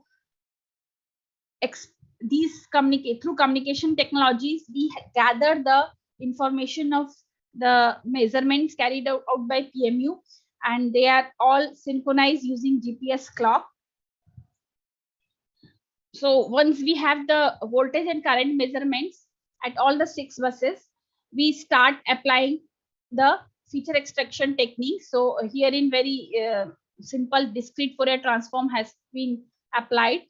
And then first foremost task is to identify whether the system is connected in grid connected mode or islanded mode. As I told, in the 2 modes, the fault current level will be quite different. So we need to design separate methodologies for grid connected mode and islanded mode. So first that is being identified. Then in grid connected mode or islanded mode of operation, modular artificial neural network is being designed to detect the presence of fault, classify the type of fault, and identify which of the line section is faulty. There were total 5 line sections. So which of the line section is faulty, that can be easily identified, and the faulty line section is disconnected using the circuit breaker, and remaining healthy line is remaining intact. So modular artificial neural network, as I told, it consists of various hidden layers and number of neurons in the hidden layers that are varied, such that the desired performance goal is reached. That is the difference in the actual output and the targeted output. For fault detection, we have only one output. For fault classification, the 3 phases and ground involvement, so total 4 outputs have been taken. And for faulty line section, there are 5 line sections, so 5 outputs have been selected. For grid connected mode and islanded mode, so all these corresponding outputs are connected to an OR gate to finally give you the fault detection, classification, and fault section identification information using modular artificial neural network. So as I told, artificial neural network requires a learning process. So that is also known as training process. So for training, we require to generate the training data set. So in power system, we can simulate this power system network using power system analysis software like MATLAB, PSCAD, EMTDC, EMTP. So once you get the different particular model or the simulating model of power system network, different fault situations and dynamic situations which are not considered to be faulty are being simulated. So faults in all 5 leg sections are being done, and then at different locations, 10 types of faults with different fault resistance, fault inception angle, and the 2 modes of operation, grid connected mode and islanded mode.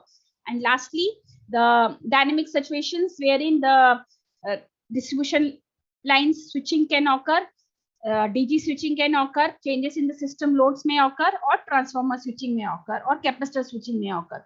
So all these are the dynamic situation wherein the system should not issue any of the trip signal to the circuit breaker, and because these are the, you can say, the dynamic situation that occurs in the power system. So once the network is trained sufficiently and suitably with the set of faulty and non-faulty conditions, now the case is to test this system for different operating conditions. For example, in grid connected mode, and double line to ground fault ABG has been considered in line section 3-4 at 10 km at 1.6 fault inception time. And so first most thing that we need to identify whether the system is grid connected mode or islanded mode. So here in the output value 1 for grid connected mode gives you the proper identification that it is operating in grid connected mode, and islanded mode value is 0. So once that is done, then fault detectors takes the discrete Fourier transform of current signals as input, and finally detects the presence of output. We have initiated the fault at 1.6 second, and you can see that the fault is detected in 1.612 seconds. So overall 12 milliseconds is the time taken by the ANN based relay to detect the presence of fault. Now to detect the type of fault or identify the faulty phases and whether ground is involved in the fault loop, fault classifier is there. You can see here in A and B phase output goes high and simultaneously ground is high, so it confirms that it is a double line to ground fault, and faulty phase has been also identified simultaneously. And as we talk about the line section identification, there were total 5 line section. The output of other line sections are low, and only line section 3-4 starts changing after the inception of fault and goes high at the instant after 13 milliseconds. So correct line section, faulty line section is also identified. So in this way, it works correctly for grid connected mode. Similarly for islanded mode, and now here in islanded mode is high, and here we have initiated a 3-phase type of fault at line section 1-2 at 19 km with fault resistance value 0.001, so you can consider it to be a bolted fault. So these are the outputs. You can see all 3-phase outputs are high, ground is still 0, so it's a 3-phase fault. And talking about the line section, line S12 was taken as faulty, so that output of neural network goes high, whereas all other remains 0. You can see there was a certain spike in line section 3-4, but that caused further it reduced to 0, confirming that fault line section is only 1-2. So in this work, we have developed a modular artificial neural network using wide area measurements, and We developed the scheme for fault detection, classification, and section identification. In this, more advantageous towards the conventional scheme, because with this we can work in either of the modes and same schemes works correctly for the two modes of operation utilizing the micro PME information. Now the next type, as I told, am I have time? Can I explain this topic also? Yes, ma'am. Sure. Okay. You can do Okay. it. So high impedance fault in distribution system or in transmission system, it is very critical one, because the nature of fault current is, you can see here in it involves intermittency, it involves asymmetry and build up. The fault current nature, you can see it is quite non-linear. So to detect that type of fault using the conventional overcurrent relay, it is unable to do. So to come up with a solution using AI based scheme, herein we simulate different types of faults, also consider the harmonic load switching, low impedance fault as well as high impedance fault. From the faulty current waveform, looking to the waveform, it is very difficult to identify the presence of fault. You can see herein the per unit current value does not changes much. In case of capacitor ionization, there will be a slight notch. Also in case of transformer ionization or harmonic load switching. So these conditions are dynamic switching events which are not considered to be faulty. Similarly, there can be changes in the parameters of DGs, like wind speed may change. There can be switching out of DGs, one DG is out, or there can be change in the solar irradiance value. So herein what we considered, we selected a modified IEEE 13 bus system, and feature extraction technique that has been utilized is variational mode decomposition, and support vector machine has been utilized as a AI based scheme as a classifier herein. So this is the test system IEEE 13 bus test node feeder. The relaying bus, the fault current features have been collected at 650, and different faults in these lines are being simulated to train the support vector machine.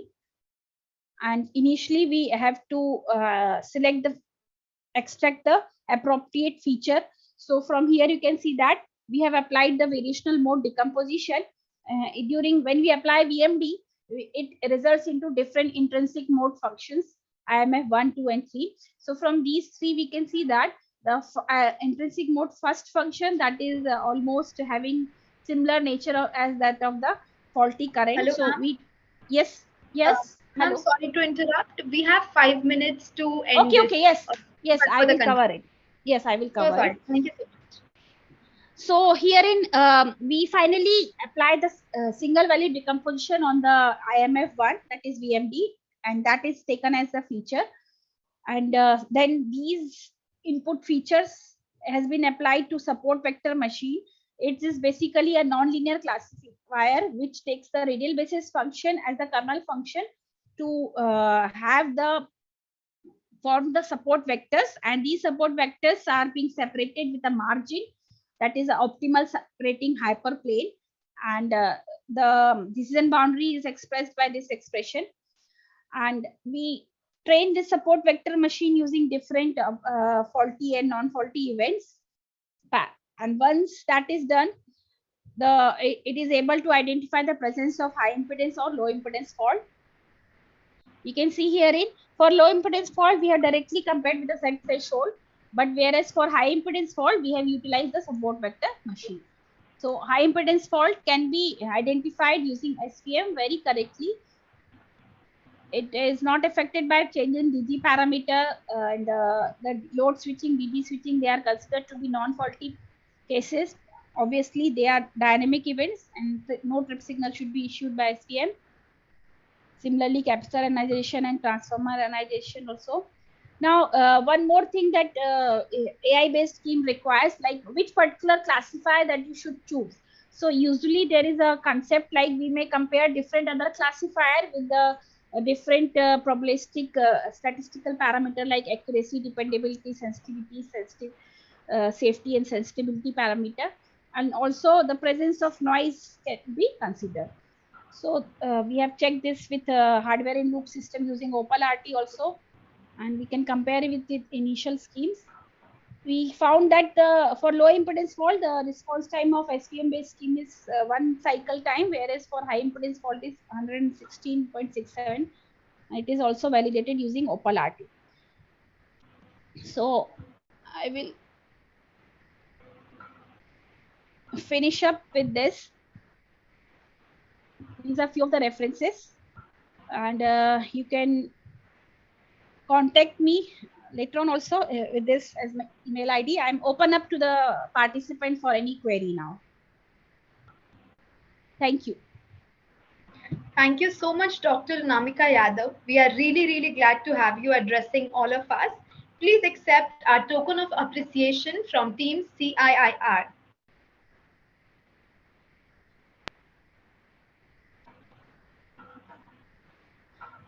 Thank you, Sunidhi. Thank you, Mehra sir. Thank you so much, ma'am. Thank you so much. Now, I request Dr. Tran, Assistant Professor, Vietnam Maritime University, Vietnam, to address the gathering. Dr. Tran received his PhD in Marine Engineering from Wuhan University of Technology, China in 2018, and his master's degree from Vietnam Maritime University, Hai Phong City, Vietnam in 2014. He has in-depth operational skills and maintenance of machine and equipment used on ships. His research area is based on improvement and optimization of operational energy efficiency through saving main engine fuel consumption for bulk carriers. He has published more than 30 research papers and many patents to his credit. Dr. Tran, you can take it forward from here. Yeah. Thank you, Ms. Susie, for the introductions to Thank me you, sir. and about that. Yeah. Thank you on the professor and the research scholar to attention to listen to me about my presentation to contribute in the energy, environment and climate change. So I just want to share my PPT. Yeah.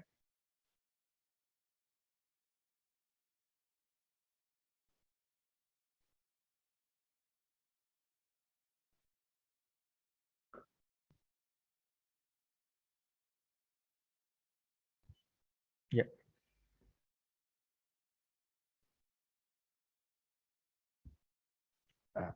Because you can see in my PPT. Yeah. I just want to give my presentation about the topic anything on the role of maritime transportation industry to the climate change. Because just I am very thankful for the organizers to give me the chance to present about that to come in the for the room for the meeting about the relating. I think that is almost the researcher is the hot topics relating on the energy, environment, and climate change to apply for the Pacific fuel about that to prevent from the climate change. So that I'm Tien Jones. I'm doctor degree in the Wuhan University of Technology in China. I am member in the IEEE in US and the IMERS EST in UK. I'm assistant professor at the Vietnam Maritime University in Vietnam. By the way, I'm a honorary professor at the Ganwatias University in India. It's in my email. If you have any question about my PPT or the field as anything to communicate, if the so that you can contact with me about.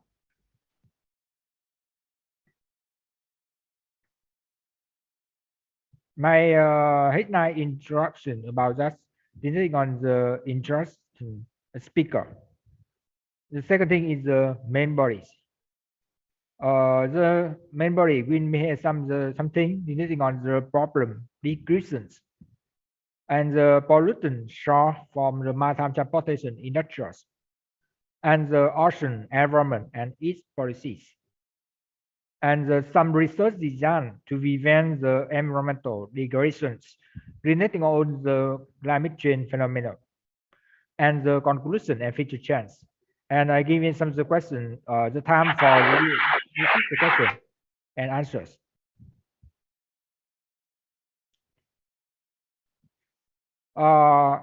Just I summarize about just my by myself. That I'm Thiên Anh Trời. I working on the Vietnam Maritime University, and I also to work as the honorary professor at the School of Computing Science and Engineering in Gan Ngo Thiat University in Mỹ Tho. I have got my doctor degree in the Wuhan University of Technology in China, and the Bachelor of Engineering and the Master of Science in the Vietnam Maritime University. Yeah.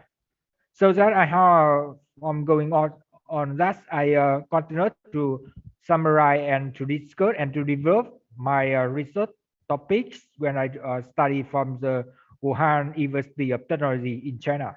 When I come back in Vietnam Maritime University to do some research about to develop the topics depending on the energy, environment, and climate change.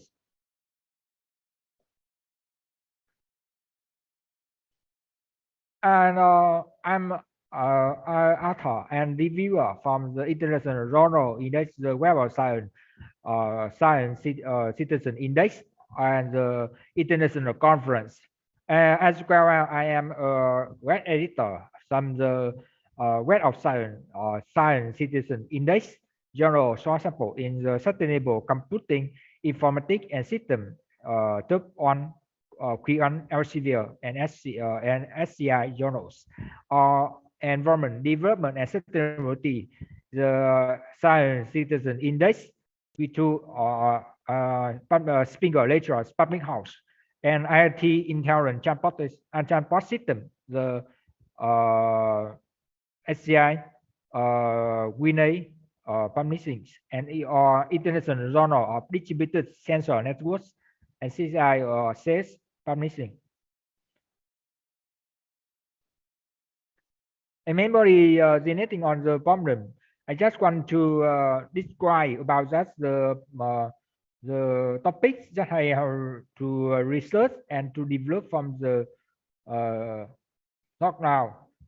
For just the problem in my topics relating on the climate change phenomenon in the critical issue in the world, because that almost that's the researcher and the money is the scholar to refer about that the something to apply to manage the fuel, manage the methods to reduce the climate change, and is the main purpose to reduce the environmental pollution from the human activity or global migration and the economic development at least because that's in the recent day some the country like Australia have the climate change phenomenon happens, so like in bushfires or droughts and the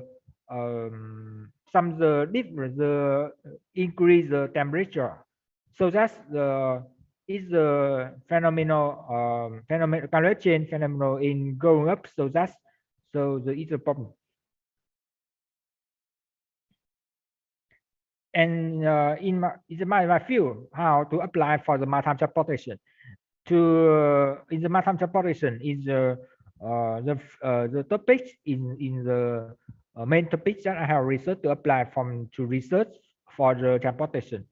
It's basically that the transportation ensuring using almost the high power energies and the with the high consumption of the fuel. So that's the contribution. It's just gas emission from the ship operation and the ship building as the ship charge.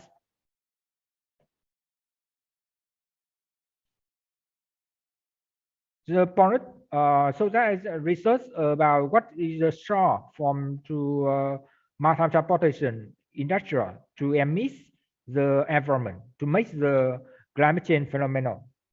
In the, as you can see, in the maritime transportation, in the objects to travel around the world, right? And almost the maritime transportation is the bring more about that the international fuel just to travel around the world from another country, because that's almost the plan has almost the sea and almost the using the transportation to carry the money, the cargo to around the world, to come around the world to develop and the economics, maritime economics of each country like India, China, South Korea, Japan, Australia, like that. And the, what is the problem about the maritime transportation? The maritime transportation will be some the case about that's the ship operation activity. Almost that's almost the ships to travel around the world by the maritime transportation, and the shipbuilding. And when the ship at the port will be has the docking, and man is looking for some, for example, is repairing the ships or clean the hand of the ships, or to clean the propeller and to make the painting or something like that.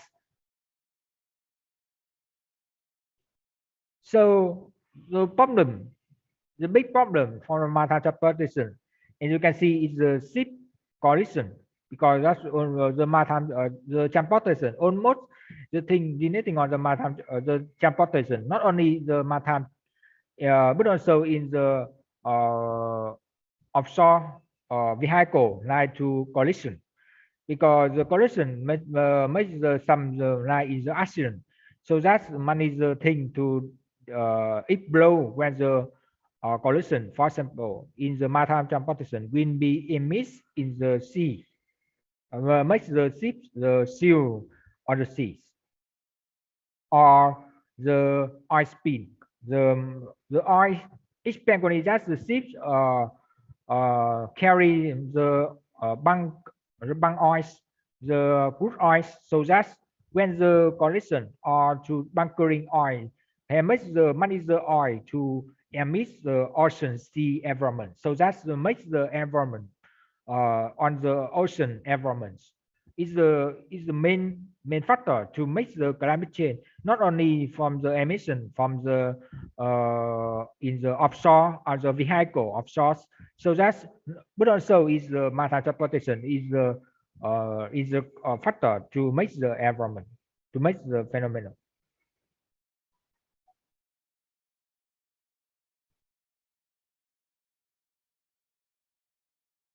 And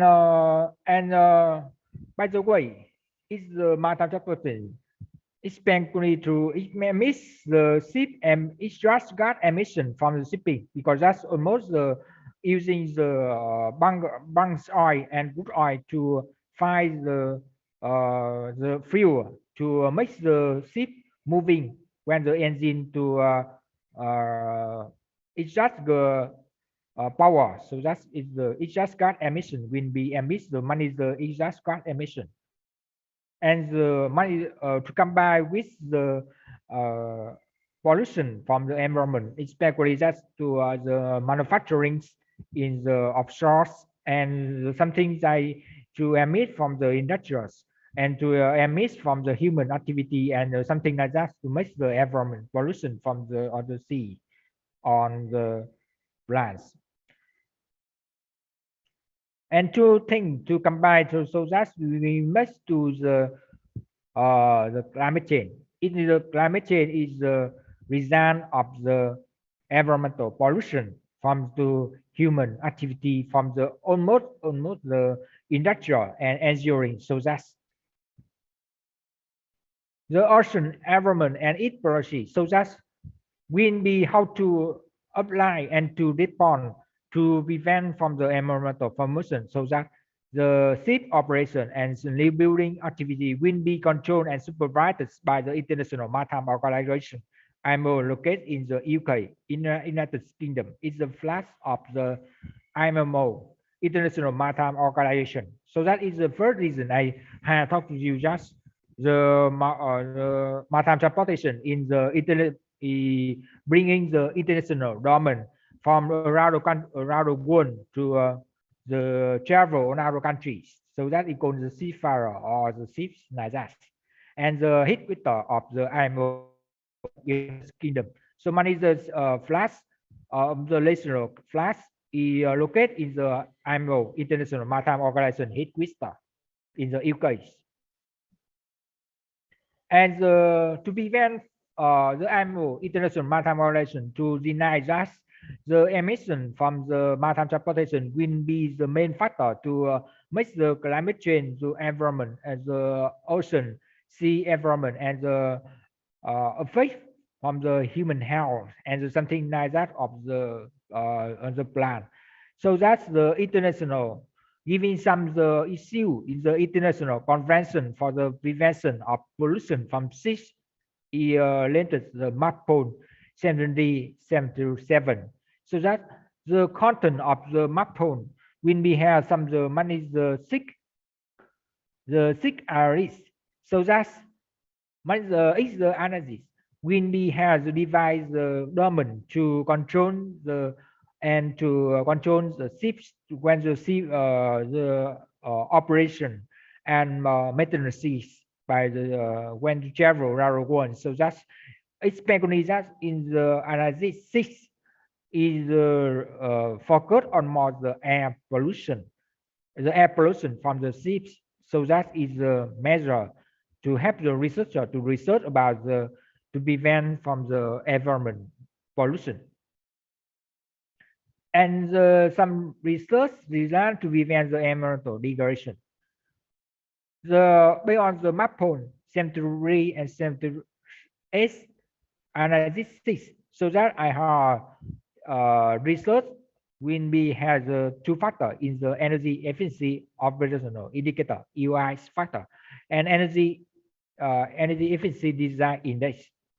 So I have a research design and have published some research design when I to research at the Wuhan University of Technology in China to research more about the problem relating on the environment and the pollution from the ship operation. I have published the one paper SCI Journal of Ocean Engineering.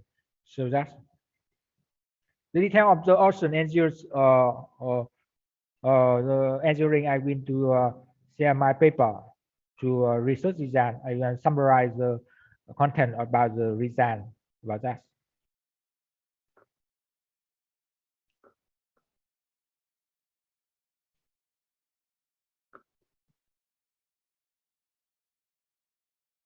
It's a results how published in the SCI journal when I doing my research in the China. I have to summarize I have using the EOI tool to prevent the emission from the ships, and will be more about that has a formula. So that's to apply on the ship and to I have apply the tool to calculate in the EOI energy efficiency or operational indicator to determine the emission of the ship. Is the ship I have to choose the object of study in the Venice shipping transportation company in Vietnam, located in the main engines. So that is the main engine when we have calculate.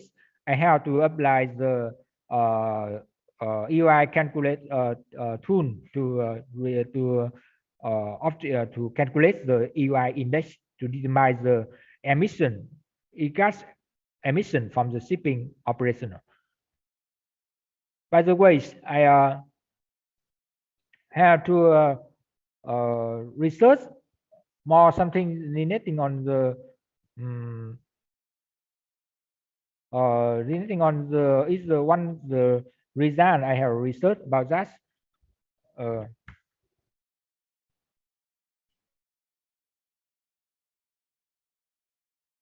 I have to publish more another paper about detonating on the EOI. I just want to share my PPT here.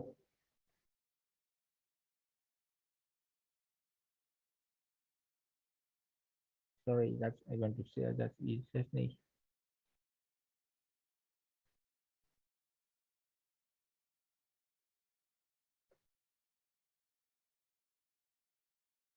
It's another paper held to publish in the 2019 when I come back in Vietnam Maritime University. Just in the needed on the setup the model, because that's not only the EUI is only the tool. So that how to optimize the energy efficiency to reduce the energy consumption. So that I have utilized the model based on the ocean engineering and so that to investigate more about the marine propulsion plant and to make the compare with the ship the model ships in the tow tunneling, so that to publish the result how research about the factor to impact and to improve the energy consumption. So that I have moved to iterate the model by on the simulating of the MATLAB software, so that's to simulate the result and to compare with the on the sheet, so that to I have to deny the response result when to develop the model to compare and to reduce the energy consumption. So that's so help me to develop more the research design when I finish my PhD in China to develop the thesis. And lastly, I just want to give in the conclusion about when to have a study depending on the energy consumption and to reduce the energy consumption, optimize the energy consumption is the main factor to reduce the climate change.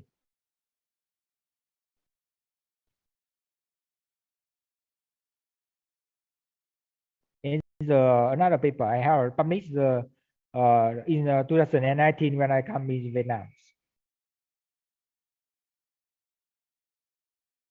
And some conclusion I have researched more about that from to my field to develop the energy, reduce the energy consumption and to reduce the environmental pollution when the exhaust gas based on the international convention of the prevention pollution from the seas. Our maritime transportation industry contribute one main part to make the environmental degradation as well as climate change phenomenon. And another thing will be the intervention of pollutant emission prevention from the maritime transportation in the one main path to prevent the climate change phenomenon. So that I have to apply the climate change to the fuel needing on the transportation. Yeah. And lastly, the finding the state of the methods.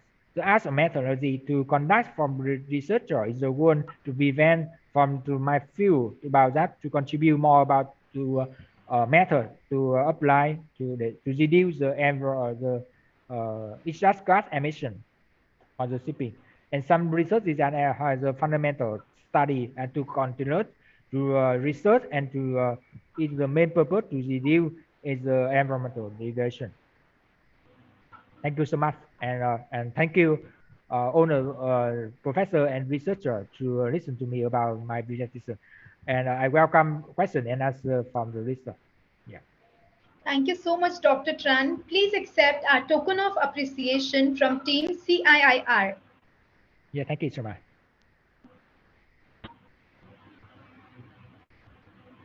Thank you so much, sir. Now I request Dr. Shivraj Sahai, Associate Professor, Department of Environmental Science, Adigrat University, Ethiopia, to address the gathering. Dr. Sahai got his PhD from University of Delhi in 2010.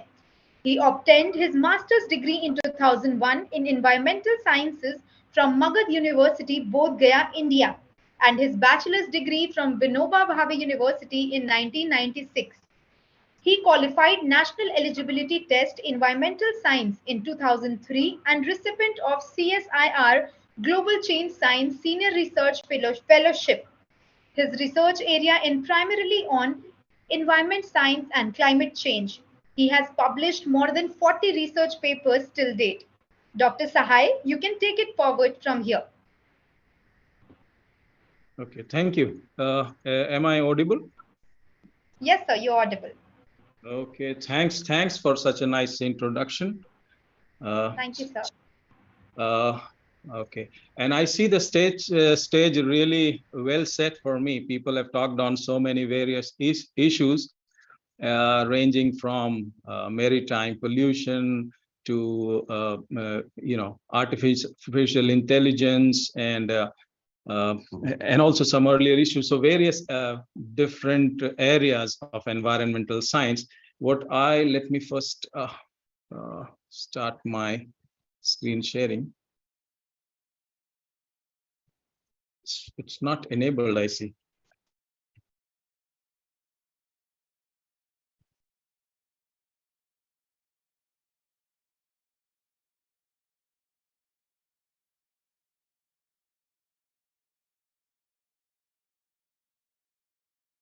Can you please enable my screen sharing? Sir. We have done it, sir. You can present it now. Okay.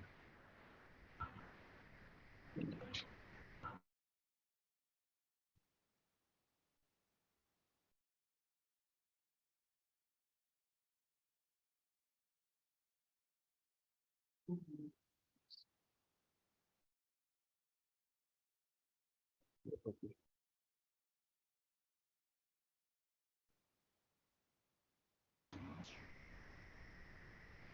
Okay.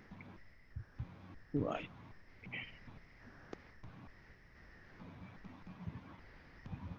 So I see that's a trend, a bit of the work that I have been involved into till this date. I started off working as a researcher in the field of greenhouse gases and climate change. I did a lot of estimation and budgeting of greenhouse gases for Indian various emission sources. And then I was also into teaching into some of the universities in India, and then worked for disaster management in relation to climate change. So I was kind of incorporating climate change issues into disaster management policies of India. And then I'm presently faculty at Environmental Science Department in Adigrat University, Ethiopia. I saw mention of Africa by one of our inaugural speaker, Dr. Professor Singh. He talked about so much of resources in Africa and not the capacity to actually develop. So it's true. I see it here in Africa. So let us start with my presentation. It's once again, am I clearly audible? Am I audible? Yes, sir, you're audible. Okay, thank you. So I'll be talking on measuring environmental impacts. Most of us and a lot of our audience today, many of them related to environment, encountering different aspects of environment, a lot of measurements involved in every aspect, in every area of environment. Any worker working in the field of environment do a lot of measurement, whether it is air, water, soil, etc., etc. But finally, many may be wondering, and what is very challenging is to put together, or in other words, to actually understand what's the overall impact of various activities that human beings perform. So that is what I would like to focus on, my topic, measuring environmental impact, and I'll be focusing on some on those aspects being undertaken in India. So environmental impacts, everyone understands it's related to impacts with respect to air, water, soil, noise. Biodiversity is an issue. These are all well known to everyone. Health, and then we talk of health, whether it is human, plants, animals, or the ecosystem health as such.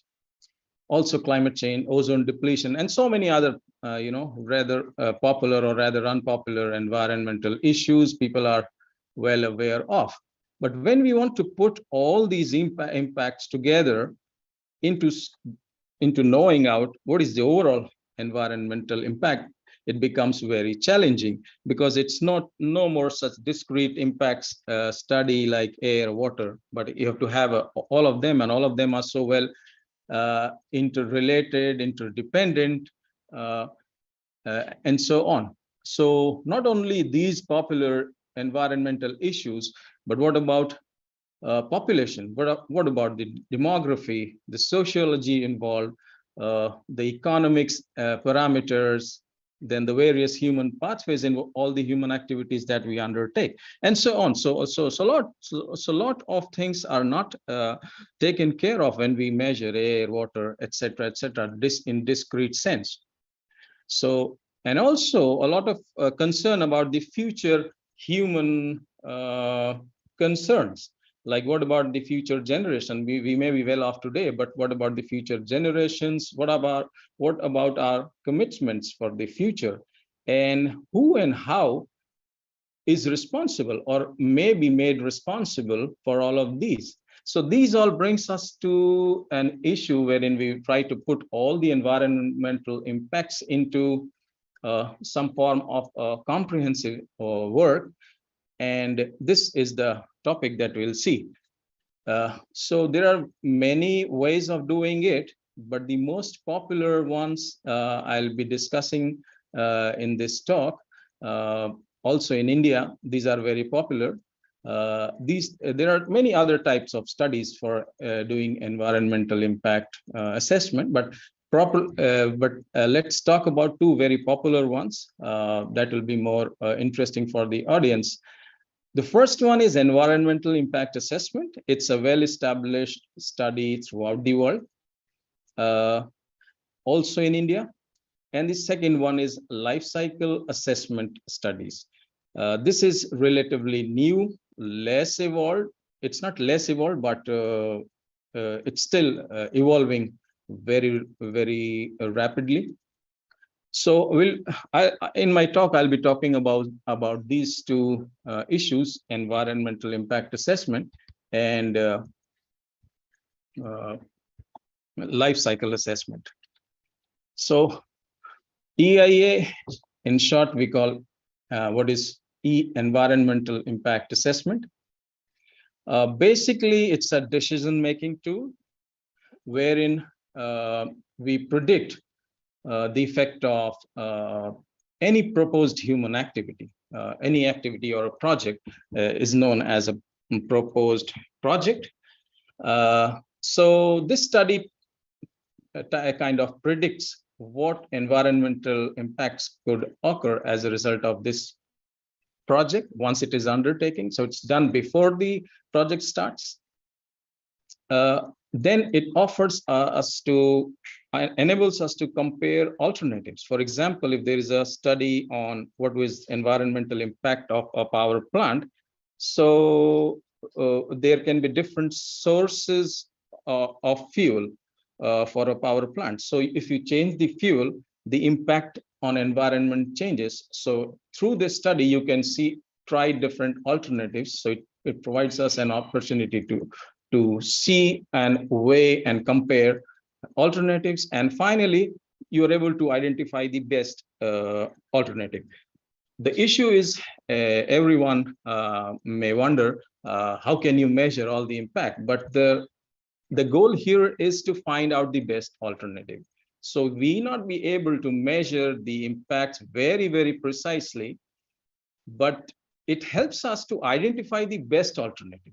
So we are effectively able to manage or reduce or mitigate to the extent possible, depending our level of state-of-art concepts and technology, the environmental impact. So so that's how an EIA takes care of a lot of environmental concerns. Talking about EIA practices in India, EIA has been very well institutionalized in India. The nodal agency is the Ministry of Environment, Forest and Climate Change. And there is at the national level, there's an expert appraisal committee. Then there at different state levels, we have different state level and EIA authority. Then even for union territories, we have different authorities. Then also at district level, we have different committees. So and finally, there's a technical committee again at the central level. So all of this network of agencies and committees, they enforce or inculcate the practice of EIA in India. Also, there's a good framework of legal system in India or legal instruments. There are many, but let us talk about, let me mention a few very important ones. The Environmental Protection Act 1986, then the EIA notification 94, then we had this specific dedicated to an EIA is the EIA notification 2006, which has very recently been updated into a very comprehensive and well-defined EIA notification 2020. So a lot of things in place for EIA practice in India. All of these, the legal instruments and these bodies that I talk about, they have very well defined the whole scope of this work. They clearly define the terminologies, then the categorization of the projects. I mean, different type of project have different type of studies to be undertaken, and then they get the environmental clearance. So there's prior environmental clearance, then prior environmental permission, and the process is very well comprehensively detailed, laid by these agencies. And any major activity in India, any developmental or modernization activity has to get such environmental clearance. If we see further, these guidelines and these setups give us very clear way how we go for screening a project, then defining the scope of a project, then the structure of the report, what all should be contained in a particular report for a particular kind of proposed activity. It's going to be it is different for mining, for construction, or for thermal plant or whatever. There are different guidelines, there are different manuals you have to follow.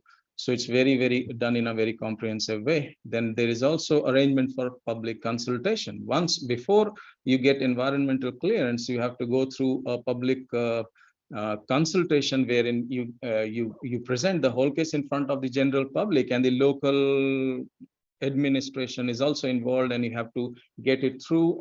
And this is part of the whole EIA process before you get the environmental clearance. So once you are through this public consultation, you go for environmental clearance, and then you may be granted or may be rejected, or maybe the ministry, the EAC may suggest some changes, etc., etc. So amendments may be incorporated, and then finally you may be granted the environmental clearance.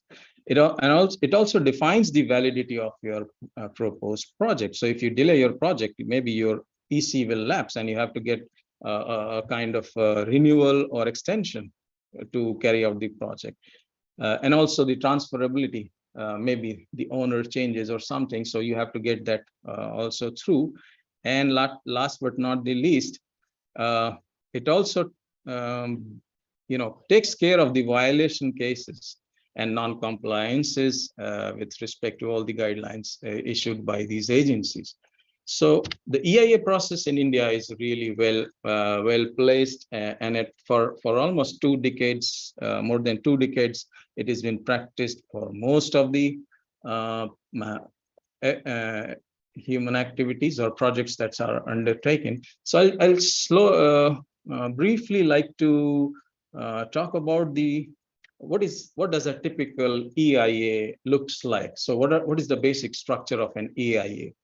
So I'll just talk the basic, what are the basic components. I'm not talking about there are many internationally established, methodology for EIA, like this Leopold matrix method and checklist method. So I'm not talking about that. I'm just giving you a general idea of what is the structure of a general EIA that we see in India. So it starts with an introduction, which is a kind of gist of the whole study. It talks about the background, about the project proponent, that is the agency that is undertaking the project. Then it talks about the relevant regulations. Then why is the need for that EIA? It also talks about the scope, etc., and all the other details. So these are some of the important things.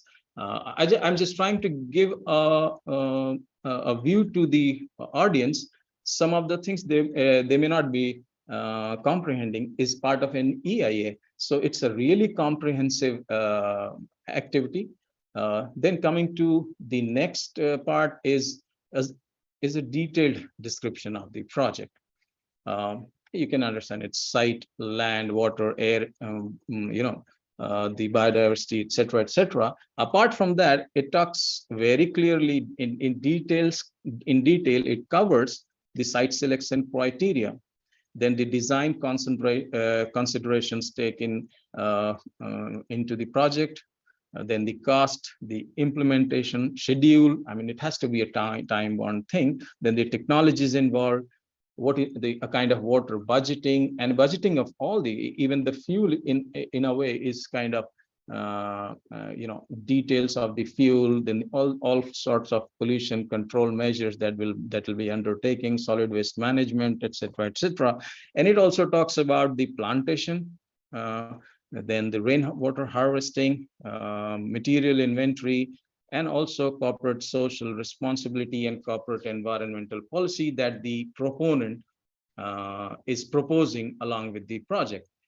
Then the next stage is that of a description of the baseline, which is kind of the existing status of environment when the proposed project has not started. So before the environmental clearance, the complete baseline environmental structure is done with all as different components of the environment. And also it describes the methodology for all of these. For example, if you describe the air of an area in terms of the various pollutant levels, etc., etc., you also have to give the methodology that you followed. So it should be a properly established, accepted, approved methodology. For example, if you want to see the well, let me talk about it later on when we talk about the in the next section. And so you have to give the methodology as well.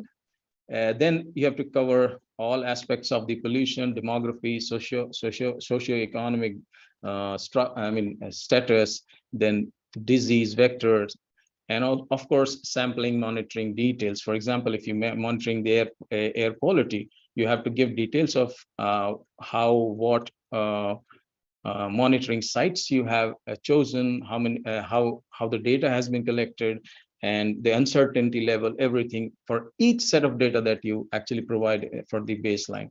So that all is provided, and then the result is compiled for all of these steps, for all of these components.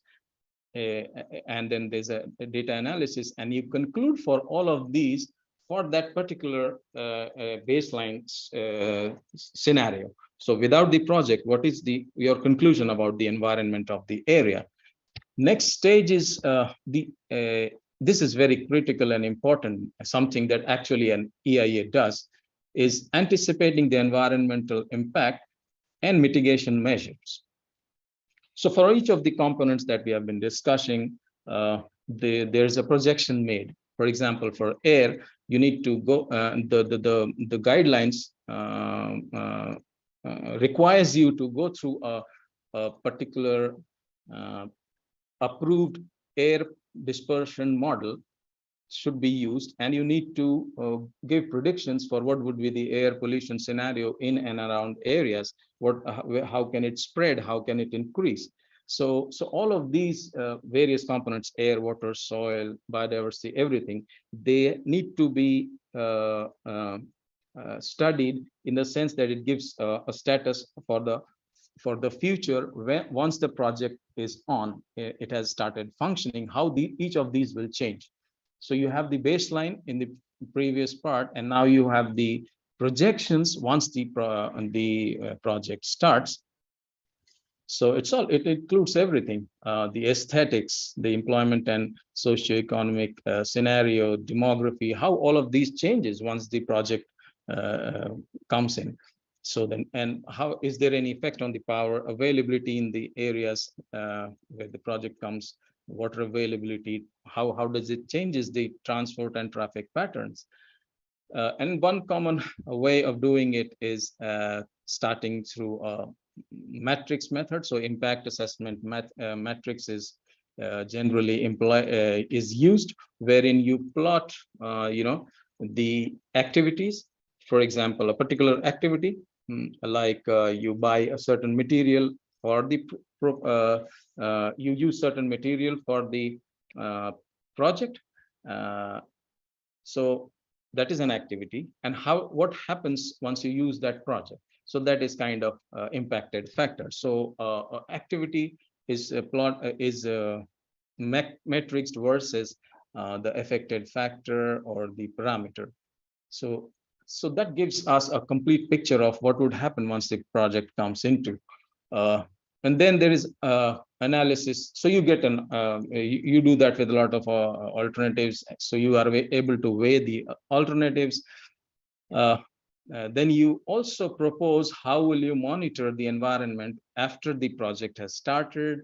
Then there are additional relevant studies, whatever you feel is also useful, may not be mentioned in the guidelines, but that you could include there. Then there's a section for project benefits. Then if suggested by the agencies for that particular activity, you have to go for a cost benefit analysis. And it also includes an environmental management plan, which is for future, how you institutionalize the monitoring of the environment, arrangements made, its record keeping, awareness, training, all of these. And then you summarize each component, what would be the impact. And in the end, there may be a consultant hired to carry out the EIA. So a disclosure of the capacity of the environmental EIA consultant. So this is how an EIA is actually done. And if we try to see, but there's a lot of limitations for EIA also. A lot of physical challenges, making measurements, a lot of problem with availability of data, some of the then availability of a lot of tools like softwares and other things. Then one limitation for EIA is that it just studies a particular project, but it doesn't take care of all the articles, all the items that are used in the project, and what happens to all of these in terms of its life cycle. So that's something that is a limitation of an EIA. So this practice is well established in India, and it's done very nicely. But now, because of this limitation, it doesn't cover the whole life cycle of a particular product that's coming out of a industry or something. the LCA is now getting popular in India. And let's talk about LCA to give you a brief idea. It's like a compilation of or evaluation of all the input output for a product or a product system and the related impact that it has throughout its life cycle, that is from cradle to grave, we say. So if a product is made, so you need some raw material for the product, and then you bring it to the industry. It is transported, then it's manufactured, then transported, and when the product is ready, it's transported to the customer, and then once its use ends with the customer, it needs to be transported or disposed or to a disposal site.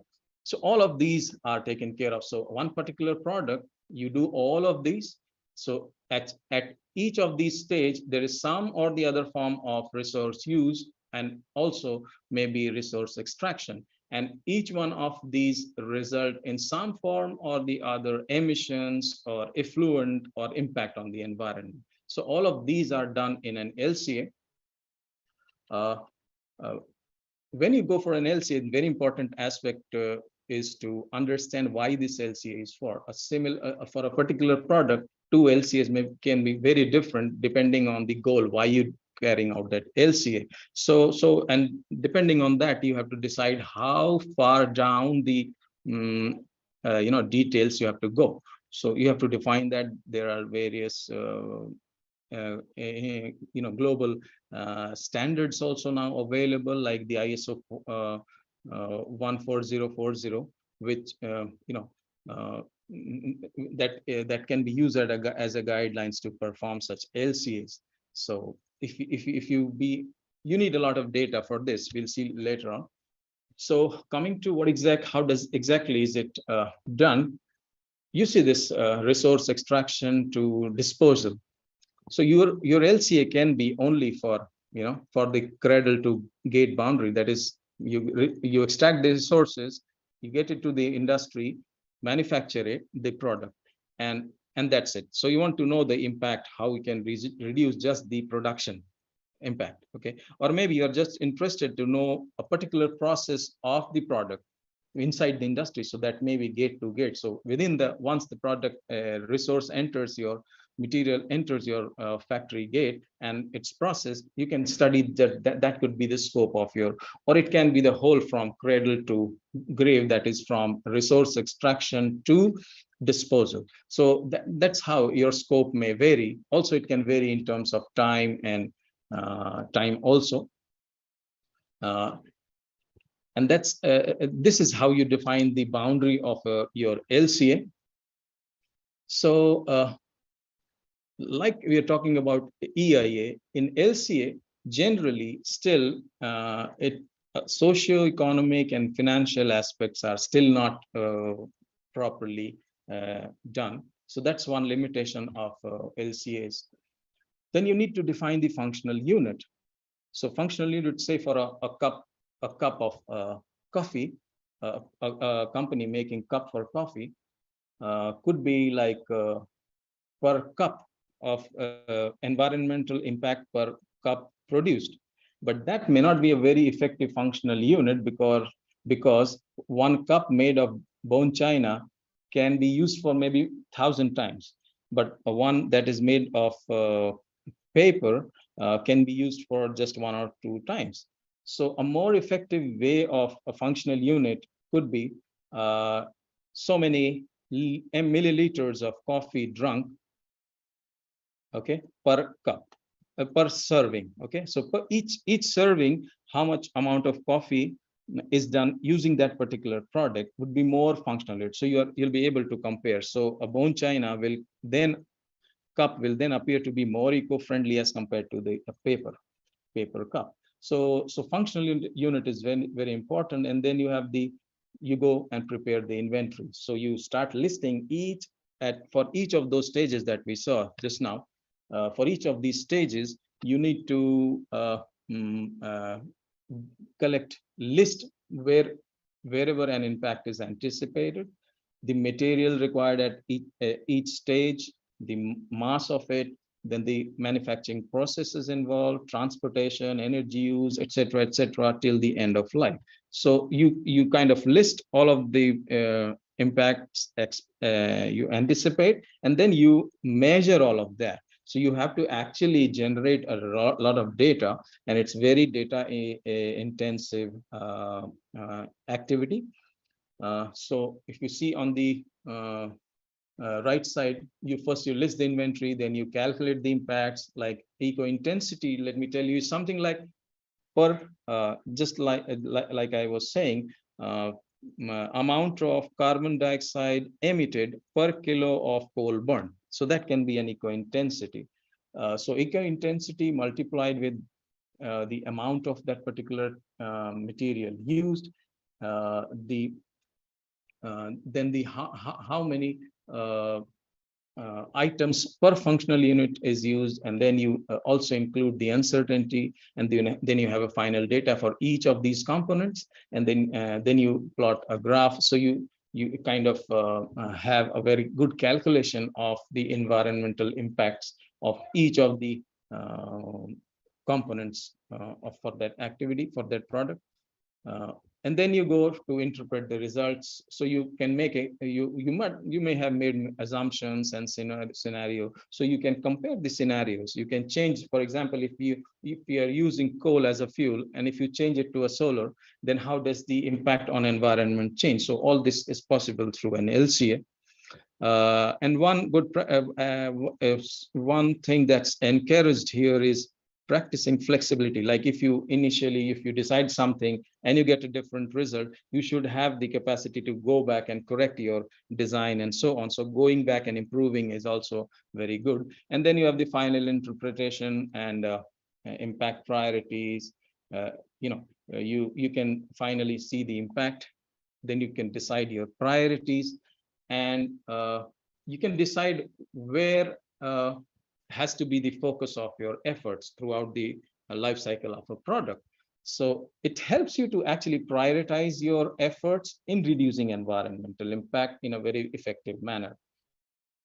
So, and then finally, you prepare a document, you document the whole thing in the form of a report. So this is how it is. Some details like this. There are methodologies called recipe method. It's given by the European.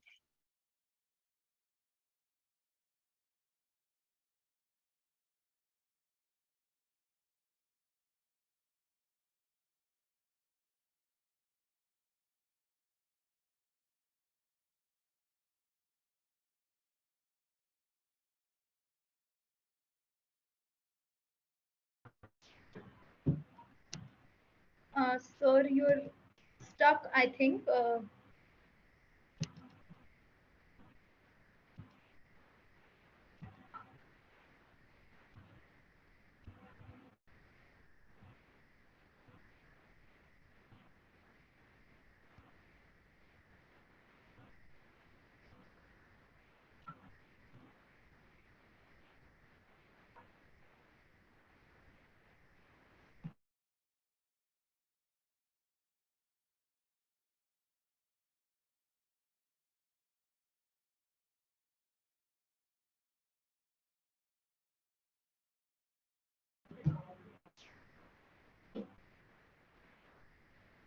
I think there was some technical glitch from Sir's side, so we will move forward now.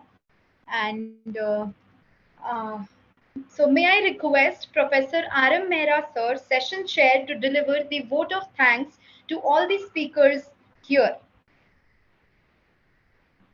Good afternoon. In fact, I have been listening to all the presentations, and all the presentations were, although technical, and but all the speakers, the honorable speakers, have presented their talk uh, very nicely in very simple words.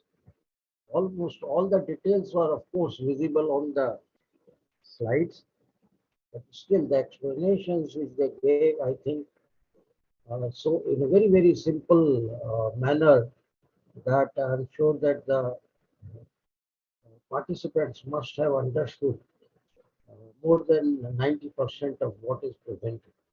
And that is the beauty of any kind of presentation which is made among the research scholars, faculty members, scientists, and researchers, So I am grateful and thankful to all the speakers, keynote speakers, uh, plenary speakers, and the presentations with all the presenters. My special thanks are due to the Vice Chancellor of Tirthankar University. His joining has boosted our morale, certainly CIR, and not only CIR, CIR in that manner is a very small unit, but the network, the whole participant, 58 I am seeing here, they must be very, very happy that they can create a link between their university, between their research network and that medical university. I'm also grateful to the director, CEO, EIP, Kritaman, and a special and most special thanks to Dr. Rudra Narayan, who has organized this event so nicely. And then finally, I should not leave. There are, because Rudra Narayan is the key person, the leader, but there are people working behind all technicians or these Zoom meeting arrangement, people who are doing. So I'm grateful to them, thankful to them. And finally, right from the day 9:30 in the morning till this 1 p.m., Sunidhi has been anchoring this particular event, and she has done extremely good job. So I'm thankful to her, and I wish Sunidhi especially best of luck in her life. Thank And she should achieve whatever she has in mind as a career, as a life partner as well. So Thank you, sir. thank you all very much. Thank you for a very nice experience here. Thank you so much, sir. So thank you everyone for the patient hearing throughout. We will be continuing with session 2 in 15 minutes. Till then, you can take a break and then we will continue with that as per our schedule at 1:15. Thank you so much. Okay, thank you. Thank you. Excuse me.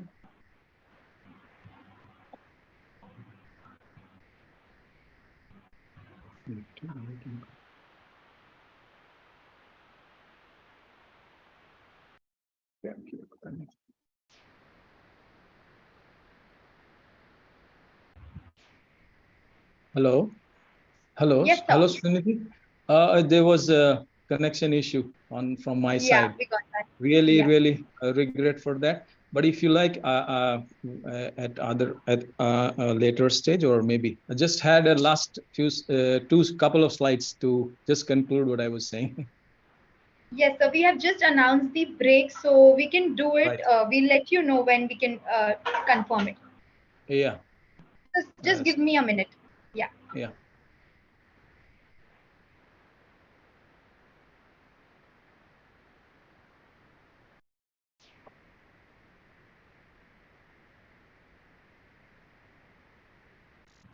Yes, sir, we can do it now. Okay. Thank you. Thank you. So No problem. yeah. So just about methodology, there's international methodology by lot of agencies. They give up methodology like from. Okay, I haven't shared. I think. I need to share.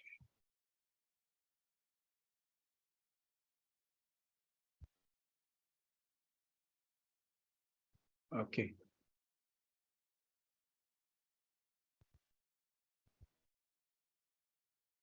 Okay.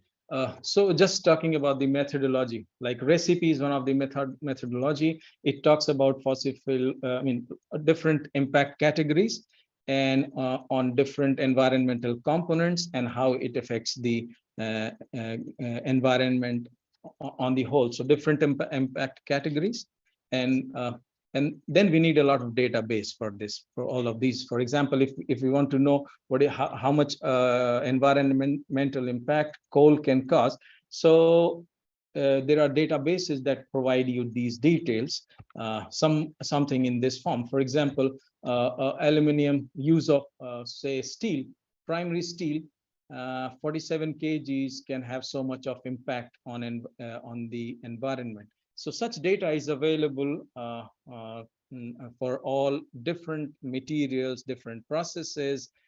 You see there's material, and at the lower end you see the transport, then manufacturing. So all of these have been quantified by different agencies, and there are databases that provide data on this. What's missing for India is we do not have Indian databases. We also still are using a lot of models from outside. So the problem is that we are not able to give very India specific impact in many cases. So there need to be such data. Most of these are for Western European or American situations, and we need to have such data for Indian conditions. So that would make our study more effective, and will be able to affect these cause lesser environmental impact of all the products or activities or processes that we do. This is something that an LCA looks like for each. These are different. For example, blue is machining, then the transport, and you see the green color, light green is electricity. So for different impact, different activities like transport or fuel or material, it has different impact on all the different impact categories like climate change, ozone depletion. So this is a result of inventory study from an LCA. And finally, what we do is we compile all of these into one, how effective the environmental impact, how much impact is there for a particular product or process. And so I have already talked much of the Indian perspective. There's a lot of need for Indian data, Indian study methodologies, and we need to institutionalize it. So limited data for India is an issue. And there are many concerns about sustainable production and sustainable consumption policies. But then one very important relevant for today is, competitive advantage for global supply chain. India wants to export material, but then you need to have such LCA to show how eco-friendly or what is the environmental cost of your product, so that other countries can compare your products environmental efficiencies to the others. So that's missing if we don't have proper LCA, proper data, and proper model specific to India. So, and also people are working in integrating EIA and LCA together. So finally, just I would like to sum up, and that's all that I have to say. So let's think we have more data and study methodology and institutionalization of LCA. Of course, a lot of thing is being done, but we need to do much more. So thank you.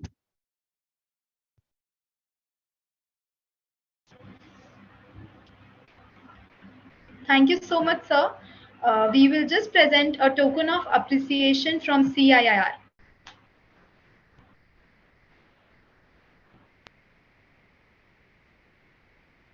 Thank you so much. Thank you all the organizers, and thank you so much for giving me this opportunity. Thank you so much. Yeah. So now we'll start our next session at 1:30 p.m. So this is a break time. Everyone can take their break and be ready at 1:30 p.m. Thank you so much.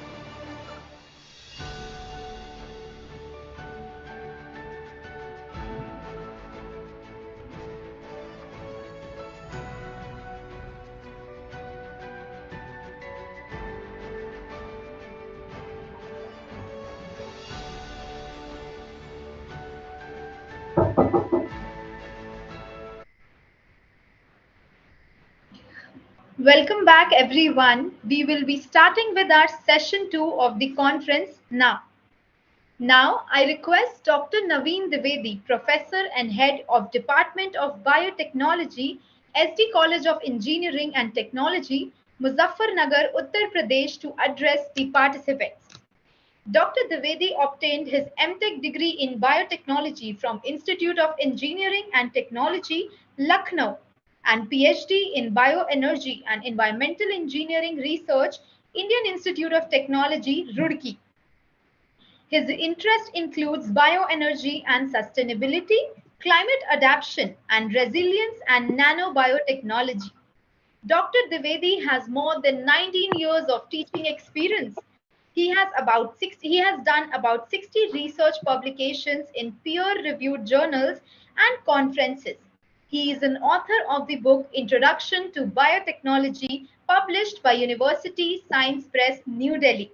Dr. Dwivedi, you can deliver your address now.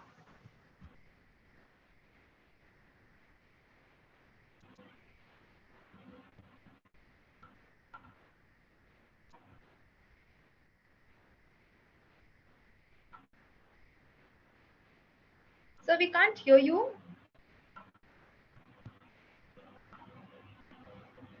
Hello. Yes, sir, you're audible. Welcome, sir. Hello. I'm audible? Yes, sir, you're audible. Okay. Thank you very much. Can I start presentation? Can I share Yes, my sir, screen? sure. Yeah, sure, sir. Host disabled participant screen sharing. Kindly. So we have, yeah, it has changed now, sir. You can do it again. Okay. I'm trying. Yeah. Thank Again, you, sir. same problem.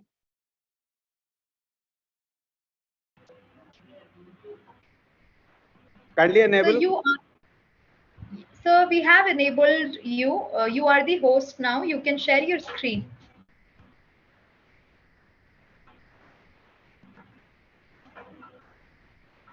Can you do it, sir? No. It's the same problem.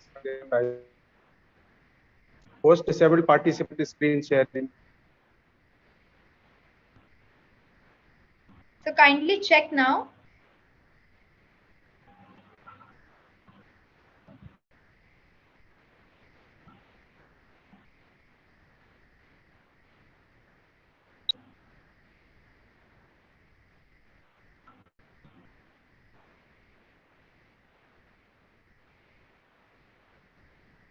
I'm unable to share my screen.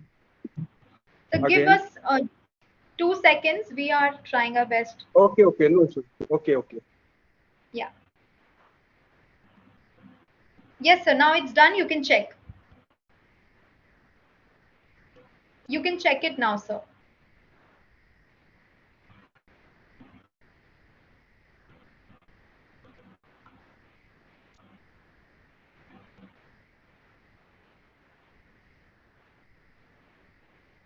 Can you do it now?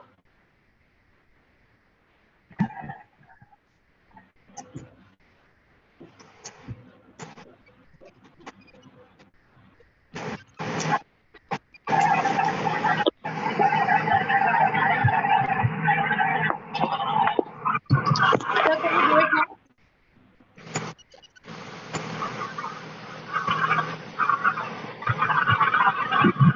No. The problem is same. So we have already made you the host. We have, so I think.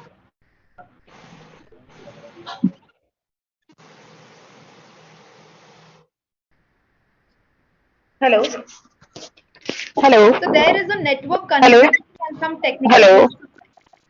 Dr. Dwivedi, Dr. Surya Prakash Dwivedi. Hello. Yeah, ma'am. Good afternoon, sir. I think Dr. Naveen Dwivedi had joined parallelly his IDs, means the same ID he joined from the two systems. So likewise, I am seeing that maybe this is the issue. So kindly allow both the IDs for sharing purpose. Yeah. I just read that.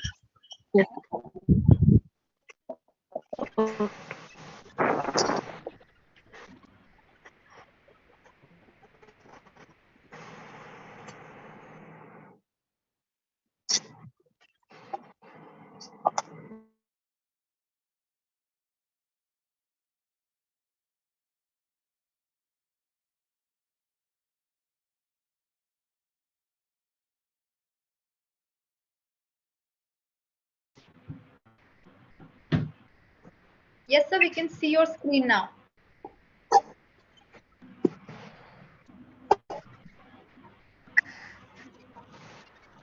Now screen is visible. Yeah, it is visible. Hello. Yes, sir, it is visible. Okay. Thank you very much for inviting me as a invited speaker in the Thank you.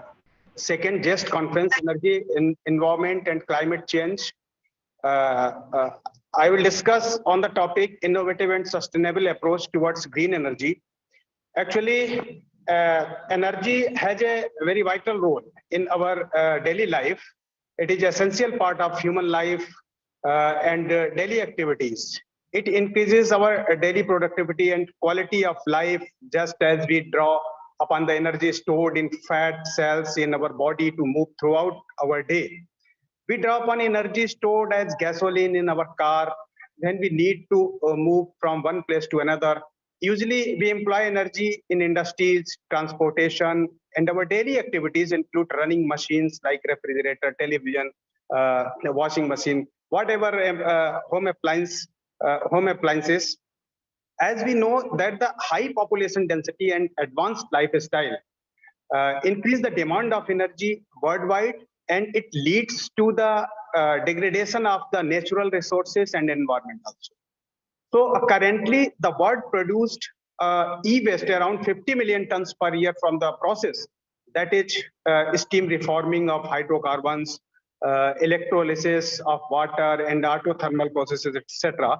But these processes are not sustainable and economical due to energy requirements and waste pollutants generations. So that these challenges required growing interest in renewable green energy resources as an energy carrier. However, waste generation and energy crisis are major challenges in the most developing countries. Therefore, there is an urgent demand for the development of sustainable, eco-friendly, cost-effective, and reliable technology for the energy production and to prevent all the highlighted environmental challenges nowadays. It is very urgent need. So this will only be possible by the green technological intervention in the field of science, technology, and public policy innovations. And also, the world must make fundamental transformation in how energy is used and produced over the coming years. So now we start our presentation.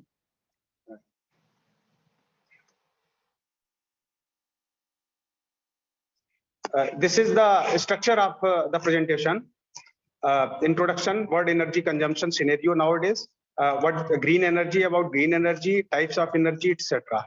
So the world energy consumption in the reference case projection for the International Energy Outlook 2000, world energy consumption increases by 60% over a 23 years forecast period. From 1911 to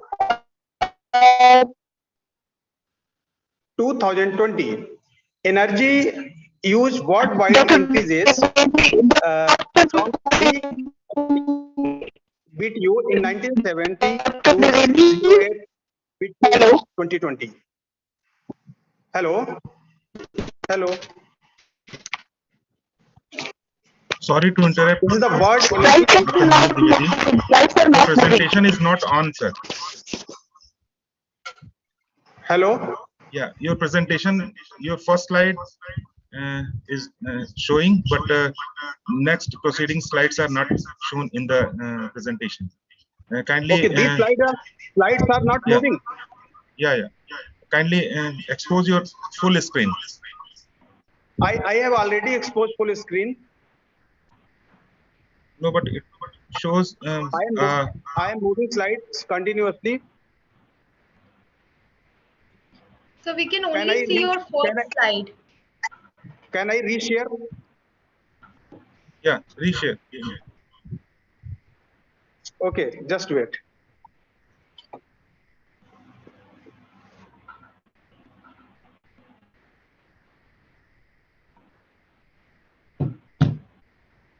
Yeah, now we can see it, sir. Now we can see your different slides.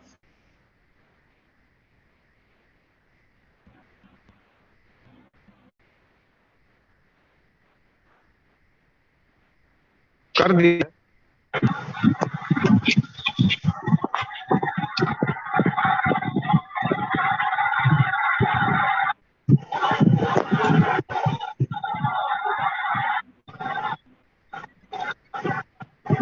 Mr. Ravi, you can see your slide of world energy consumption. Yeah. Now it is seen. Yeah, we can see your world energy consumption slide. Probably the third one. It is world energy consumption. Right. Okay. We can Now see it is okay. Yeah. Okay. Thank you. So the world energy consumption. Oil. This is in reference of the various energy. Like oil currently provides a large share of world energy consumption than any other energy sources, and is expected to remain in that position throughout the forecast period. Its share of total energy consumption declined slightly, however, from 39% in 1997 to 38% in 2020. As countries in many parts of the world switch to natural gas and other fuels, particularly for electricity generation. Natural gas remains the fastest growing component of primary world energy consumption. Gas use is projected to more than double in the reference cases, reaching 167 trillion cubic feet. The gas share of total energy consumption increases from 22% in 1997 to 29% in 2020. Now the green energy. Over time, we have also discovered the important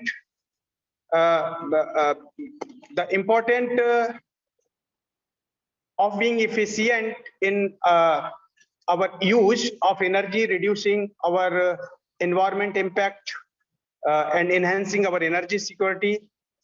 The major energy challenges are still how to create innovation in energy technology, regulation, and policies. Furthermore, how to expand the merge of energy source in ways that are clean, green, reliable, affordable, and sustainable. Waste to energy conversion has also become a promising alternative for many countries as an effective waste management solution in a sustainable way, and as an advanced method of waste disposal. Hence, biotechnology intervention can have a substantial role in developing clean, green, affordable, and sustainable energy with significant health and environmental benefits. So this slide shows the different types of green energy. There are many types of green energy coming from a wide variety of sources. The most common form of green energy are as follows, or different types: solar energy, wind energy, hydroelectric energy, geothermal energy, biomass, biofuel, etc. And Dr. Dwivedi, sorry to interrupt. Kindly rearrange your slides, please. And you are also not visible. Your video is off, sir.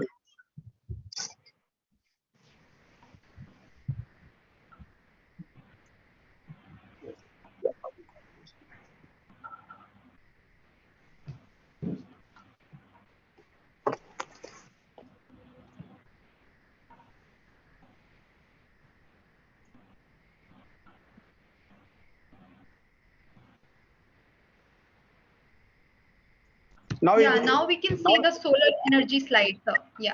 Sir, kindly on your video, sir. It is okay, off. okay. Yeah.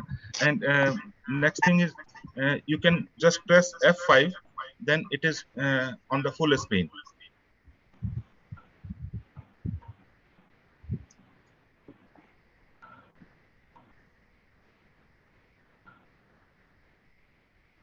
Now it is, I think, full screen. Solar energy.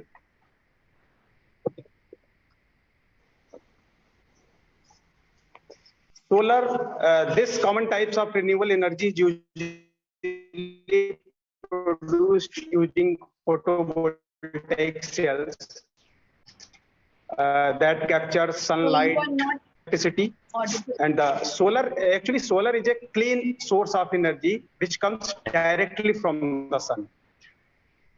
It's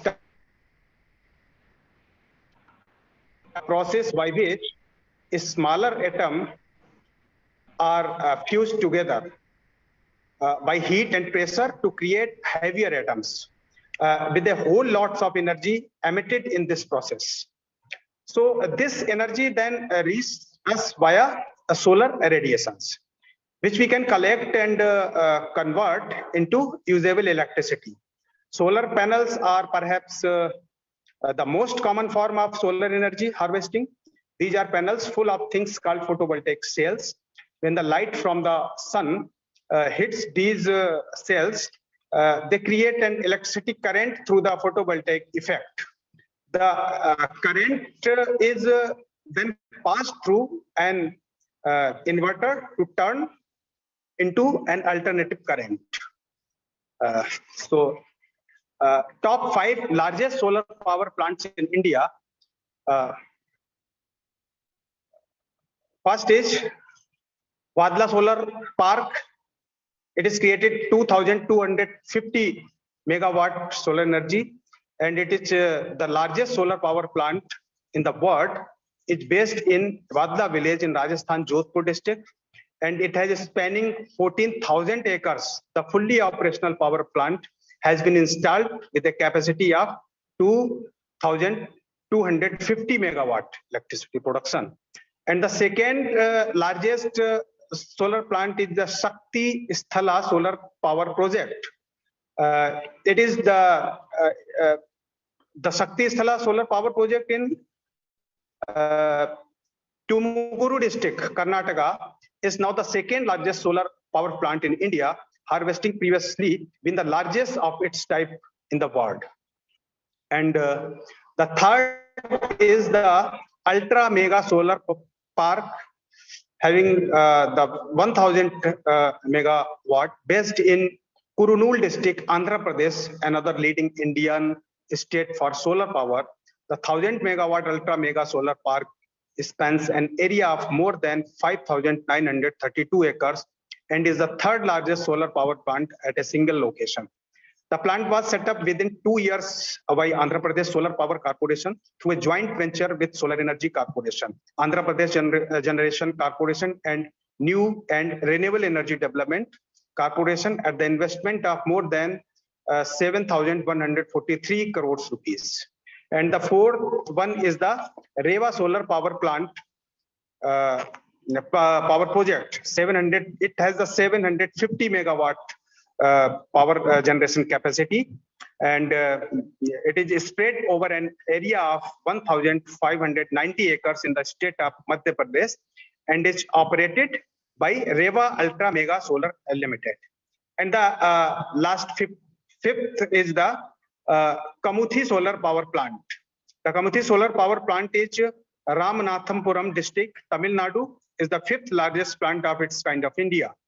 Dedicated to the nation by Adani Green Energy, the 648 megawatt solar power plant, which consists of 2.5 million solar panel, while covering an area of 2,500 acres, was set up in 2016 with an investment of about... Sorry to interrupt you, sir, but you're still on the solar energy slide. On your 7th slide. I think this is a major problem, I think. Yes. Multiple parts.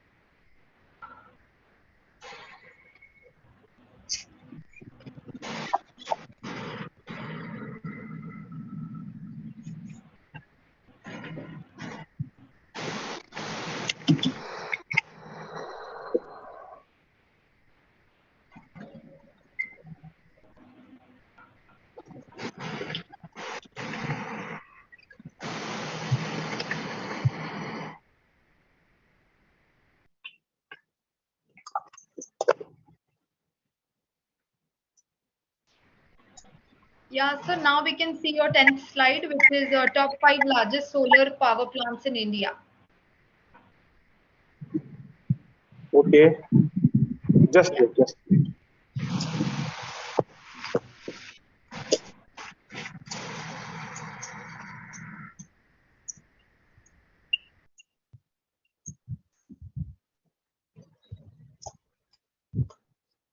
Solar power plant in India. I have discussed five largest solar power plant in India. We can see that slide where it is written top 5 largest solar power plants in India. The 10th slide. Now it is movable. No, sir. No, sir. Sir, no problem. I think it is internet connectivity issue. So please continue. Yes. Okay. Okay. Now the second.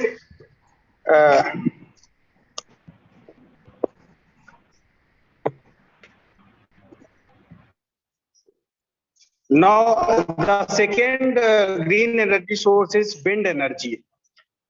Wind energy. Wind energy is actually another energy source powered by the sun, and that is because winds are caused by the uneven heating of the atmosphere. This unevenness is affected by the topological of our planet, its spin and how we orbit around the sun. Winds are further modulated by the surface they are passing over either land or water. So the wind energy captures the natural winds in our environment and converts the air's motion into the mechanical energy. Wind is caused by differences in atmospheric pressure. Wind speeds varies based on geography, topography, and seasons. As a result, there are some locations better suited for wind energy generations than other. In general, wind speeds are higher near the coast and offshores, since there are fewer objects like vegetation, mountains, and buildings to slow them down.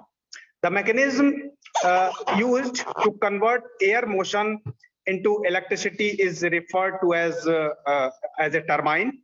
A turbine is a large structure with several spinning blades. These blades are connected to an electromagnetic generator that generates electricity when the wind causes the blades to spin.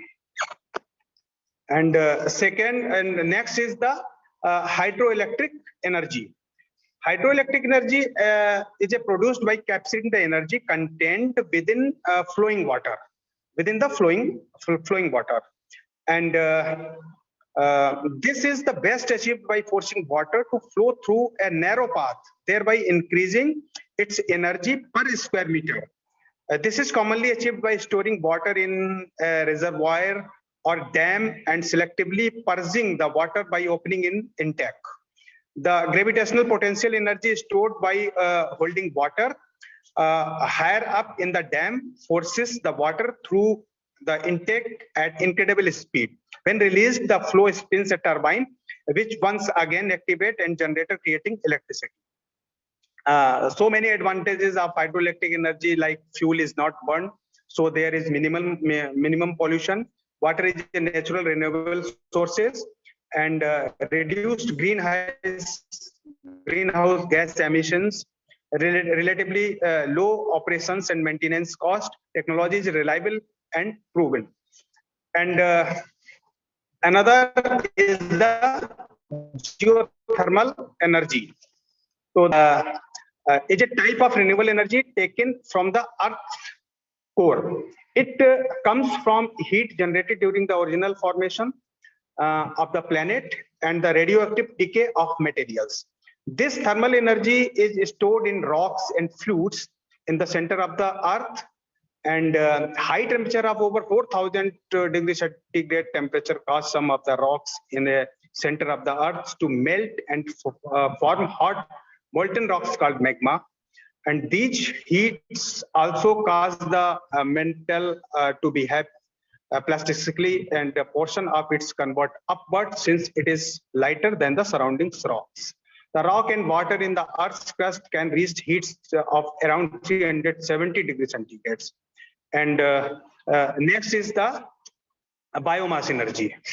Biomass energy, biomass production and use is an economic and sustainable manner. Should be seen as an opportunity for entrepreneur of all descriptions, particularly since biomass is so widely distributed and used throughout the world.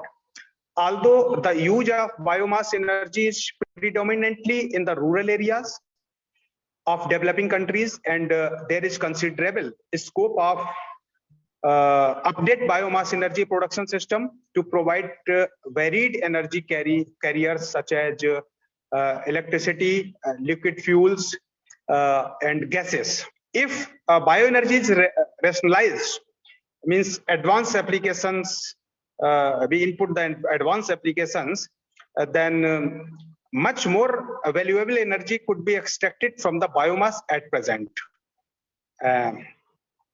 So rather than the burning biomass as mentioned above slides, these organic materials can be transformed into fuel such as ethanol and biodiesels.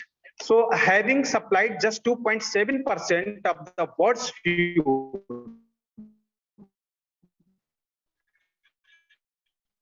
for transport in 2010, the 5% of global transportation fuel demand by 2050. And another biofuel, bioenergy, rather than burning biomass as mentioned here, these organic materials can be transformed into fuels such as ethanol and biodiesel. So the biofuel, actually biofuels are transportation fuels such as ethanol and biodiesel created by converting biomass into liquid fuels to meet transportation needs. So having researchers into the production of liquid transportation fuels from different microorganisms, microalgae is re-emerging nowadays. These microorganisms use the sun's energy to combine carbon dioxide with water to create biomass more efficiently and rapidly than terrestrial plants. Oil-rich microalgae strains are capable of producing the feedstock for a number of transportation fuels, biodiesels, green diesels, and gasoline and jet fuels, while mitigating the effect of carbon dioxide released from source such as power plants. So this is all about the biofuel, bioenergy, and now we conclude. The green energy looks set to be part of the future of the world, offering a cleaner alternative to many of today's energy sources. Readily replenished, these energy sources are not just good for the environment, our ecosystem, but are also leading to job creation and look set to become economically viable as developments of country.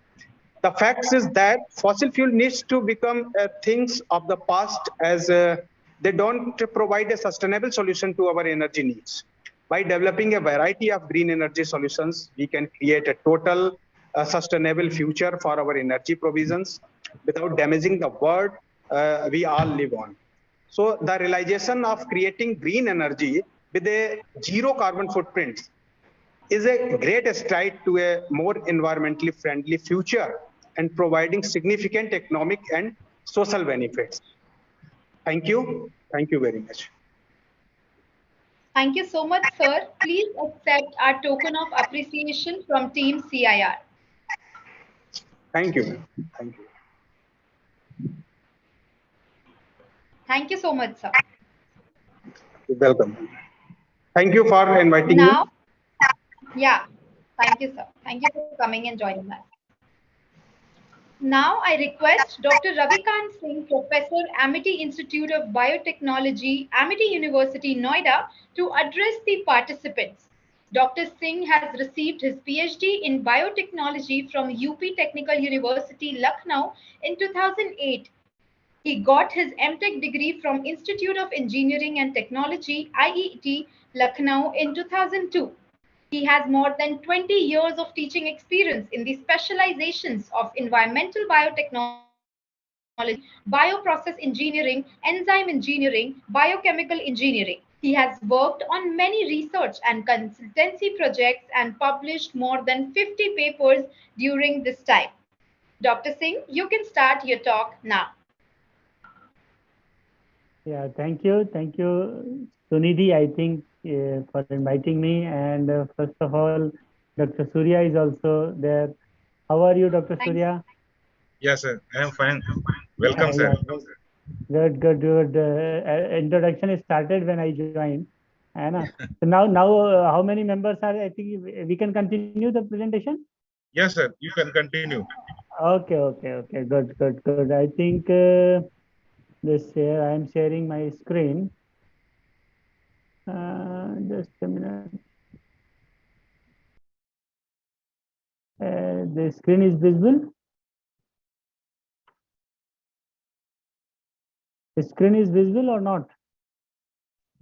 Sir, you are visible and your slides are not in proper manner. Sir, kindly keep it on full screen. Okay, okay. I'm going to convert it in the full screen. I think it's okay. Yes, sir. But it is, I think, second last. Yeah, it is running. Yeah, it's okay. Running also, na. At that moment, the slide is at the last. That's why it's problem. Sir, okay. Please. Thank you. Thank you for inviting me, Dr. Surya. Today, I am going to talk on how to waste turns into wealth. And for converting waste into wealth, the biotechnological approach is very much important. So this is the beauty of biotechnology. We can convert waste into wealth. Wealth, you can say that in terms of a valuable product, any kind of valuable product, you can say. So by doing this, you can manage the waste as well as you can create a valuable byproduct for the benefit of the society also.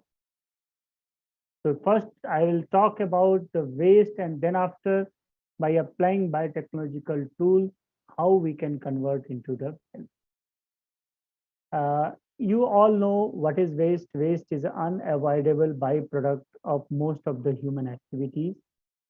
But if the definition from the environmental protection defined that waste means any discarded, rejected, abandoned, unwanted, surplus matter, whether or not intended for sale for recycling, reprocessing, recovery, and purification. If you can say that nothing is waste, if that waste is converted into the wealth. So that is the 5R policies are there: recycling, reprocessing, recovery, and all we use. So by doing this, we can convert waste into the component. If you're talking about the waste, the thing is very much important at which concentration that waste is, the pollutant is. If concentration under the limit, then it's okay. If it's crossing the limit, then the problem arises. Waste may be, may be hazardous, may not be hazardous, may be toxic, may not be toxic. It depends on from which source the waste is coming. That source may be industrial source, that waste comes under the industrial waste. Some industrial waste are hazardous also, some are non-hazardous also. Household waste mainly not hazardous, but the biomedical waste is very infectious waste, and we should cure very carefully how we can convert waste, biomedical waste, into certain component. Nowadays, the major crisis is also coming in terms of the e-waste. This is electronic waste, because it's a big challenge. A lot of infrastructure developments are going on every day. The mobile and different applications and apps are also coming. so that the electronic waste are creating into the society, burdening into the society. So how the electronic waste can be managed? From the electronic waste, if you are going to extract the metal, so that metal you can create or design or develop a semiconductor also. So that the management is also a very important aspect. With the help of microbial source, you can extract metal. You can say that metal recovery from the electronic waste by using microbial source. This can be done very comfortably, very easily. So this is the importance of this waste is. And I already told in the previous slide, the waste which are not reusable, not recyclable, otherwise nothing is waste, come under the category of waste. So there are 5 policies of waste utilization. The first is reduction, recovery, reuse, recycling, replacement, and how we are going to manage all these things. This is very much important. Nowadays, everywhere, either in the agriculture sector, domestic sector, industrial sector, everywhere 5 Rs policies are going on, and most of the industries are running on zero waste. The waste should not be discarded. Every waste, everything should be managed inside the industry itself. So this is very much important. I am taking the certain case studies because I am not going to teach you. This talk may help you for doing good research in the area of waste management, in the area of converting waste into wealth. So when we are talking about the starch industries, there are certain composition characteristics are there. If you are going to treat any kind of industrial waste, it is very much important to what are the characteristics of the waste. What is the pH value, COD, BOD, nitrogen content, phosphorus content, and sulfur content.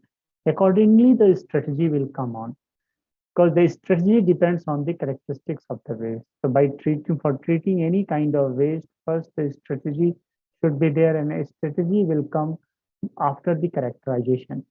So there are the certain starch. If a starch industry is dealing with corn, wheat, potato, washing water, processing water, potato fruit water, so there are certain different kind of characteristics are there, and it is required to be treated how much percent. If BOD is 1700 something, and your target is for discarding the BOD is 30 ppm or 30 mg per liter, so that how much percentage of BOD's removal is required. The target should be set, and accordingly the strategy will be planned. So my target is that where the starch waste industries effluents can be utilized, we can convert, we can produce single cell protein or bioenergy and biofuel in terms of methane, ethanol, hydrogen, butanol also from this starch industries. I am talking about these are the case study. It means certain areas are there, certain companies are there, they are dealing, they are producing these methane, ethanol, hydrogen. I'm not talking about the superficial aspects. For treating that, you all know primary, secondary, and the tertiary treatments are there. Primary is the physical treatment, secondary the biological treatment, and the tertiary is the advanced biological or chemical treatment, you can say that. If you are treating a component by the aerobic microorganisms that are called aerobes, if you are treating the waste by using anaerobic anaerobes, then that treatment comes under the anaerobic treatment processes. Different techniques and tools are there. For treating starch waste, mainly for primary treatment, sedimentation and settling tanks are going to be used. And for secondary treatment, they are especially treating using trickling filter activated sludge processes also. And when we are talking about the reverse advanced treatment, which is the removal of pathogens, you can say that this is reverse osmosis and ion exchange method. By help of that, we will treat our waste, and during the treatment, we can produce methanol, ethanol, hydrogen, and butanol also, single cell proteins also. So both the things are going on. Starch effluents are going to be treated in the ETP plant inside the industry, and industry also producing bioenergy, bioethanol. The produced industry can be consumed by the same industry itself so that the electric burden on the company will also be reduced by treating waste. This is the important thing, because the waste treatment, most of the industries are not focusing on, because this is a wastage of money. They earlier they think on it, but when they start with the help of scientists and professors, and with the advice, we can convert waste into the valuable products also, and that valuable product maybe fertilizer, maybe pesticide, maybe insecticide, maybe biopropellant, biocoagulant, and bioethanol, biohydrogen, biodiesel, a lot of things. Biohydrogen can also be produced from that. So energy generation, because in coming future the energy crisis will come into the picture. We will face water crisis, we'll face energy crisis, and both the crisis covered by managing waste into wealth. You can say that these parameters and everything is mentioned in your slide, nothing else. I think this slide is hanging, or yeah.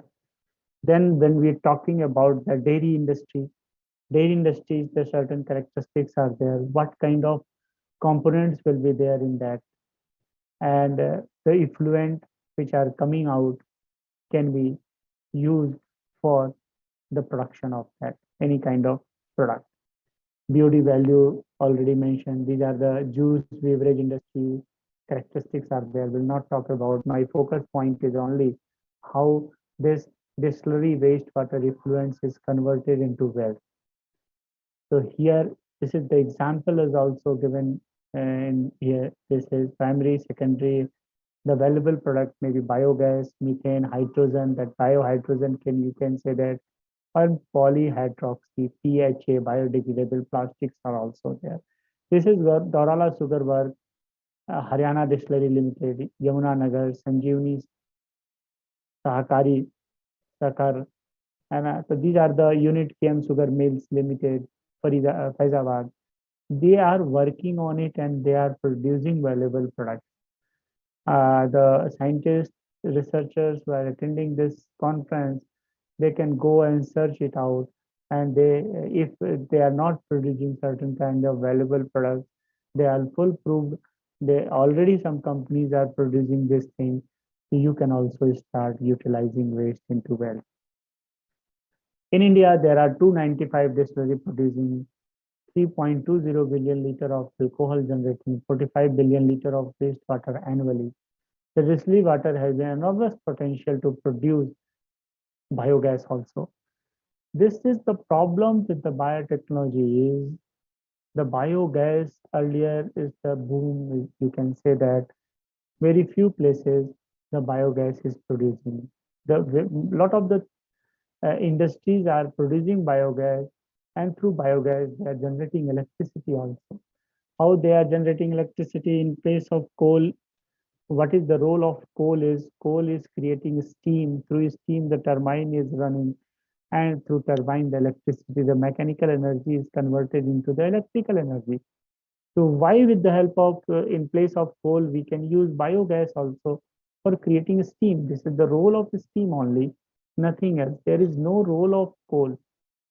With the help of biogas, if we are going to create a steam, and that steam are capable enough to drive the mechanical device, mechanical energy into the electrical energy. So a lot of the companies are also working on it. You can say that there is certain problems are there. Scientists and professors are attending this conference also. Biogas and LPG, you can say that CNG also. Everybody know CNG are nowadays using for the transportation purposes also. They are replacing petroleum products. You can electric vehicles are also coming to the picture. So how we can use biogas if it's possible? The problem with the biogas is it's not able to compress in a place. That's why we are not utilizing properly. LPG cylinders are there, but LPG biogas cylinders are not being created. But the research is going on, few people are working on it, and if it will be executed, the biogas industries will be the great industry, because in LPG there are no waste management, but in biogas formation a lot of waste management is into the picture. Then different Slaughterhouse wastes are also there. Just a minute. Slaughterhouse wastes are also there. For that, strategies changes, primary treatment from different tools, secondary treatment from different tools, and the valuable products are going on. That's for the primary, secondary, and tertiary. Which kind of instrument you are going to use, it depends on the characteristics of the waste you are going to treat. And when we are talking about the anaerobic degradation and production of the valuable product, this slide you can clearly understand. If the carbohydrates are there, through hydrolysis, the sugars are producing, and acetogenesis, methanogenesis, and methane, CO2 and methane is produced. This is biofuel. When the protein is there, it converts into the amino acids, then volatile fatty acids, acetic acid, then hydrogen. Hydrogen can be converted into homoacetogenesis through the acetic acid, or if acetic acid is produced, is also converted into the hydrogen. And through this, methane can also be produced. If the lipids you are going to degrade or by the anaerobic digestion process, beta oxidation, directly long chain fatty acids can be converted into biohydrogen also. If you are willing to produce acetic acid, you can produce acetic acid. If you are willing to produce hydrogen, you can produce hydrogen or methane also. These are the strategies, and certain valuable products, PHA and enzymes can also be produced from this.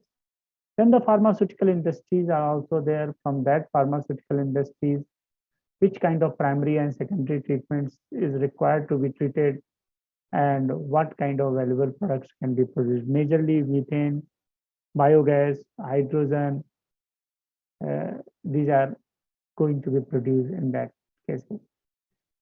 And two-stage bioconversions for the energy wastewater management, waste management is methane, hydrogen, electricity, PHA, biopesticide जैसे हमने पहले भी बताया, बायोफ्लॉकुलेंट, biosurfactants, and some other valuable products can be produced as an end product by utilizing organic wastewater. So this is basically converting it by simple hydrolysis, and with the help of microbial process, the process becomes faster because microorganisms contain certain enzymes which easily converted into the valuable products. So the main important is, if you are dealing with the microbial system, it means you are detoxifying, converting the waste into toxic substance, you can say that, if any toxic substance are there. But if you are dealing with the any adsorbent or any chemical treatment, this is simply a removal process. So there are two different things. If you are removing the waste, if you are treating the waste, treating degradation, treating in two ways, removal and degradation. Degradation give you certain valuable products, but removal will not give. Nowadays, research is going on. We can combine both the aspects, chemical as well as the biological treatment, because certain advantages are there in the chemical process, certain disadvantages with the biological processes also. What kind of disadvantages are there? When high concentration of the pollutants are coming from the industry, the microorganisms cannot directly treat them. So that the chemical process come into the picture, they stop, they absorb this process, and when the microbial films are there, that microbial film easily, step by step, can utilize waste which are being already absorbed into the adsorbents, you can say that. So that the biological activated carbon, BAC system or biofilm system will help microorganisms for treating waste, or you can say that increasing the efficacy of the microorganism also. But how the microorganism will help the adsorption process? If the adsorption process is there, the pores will be filled with the pollutants, and desorption is also required after adsorption. Desorption is automatically done by the microorganism. Nowadays, this kind of innovations and this kind of strategies are also going on. Effectively, adsorption as well as biodegradation takes place simultaneously with high amount of the pollutants are coming from the industrial effluent.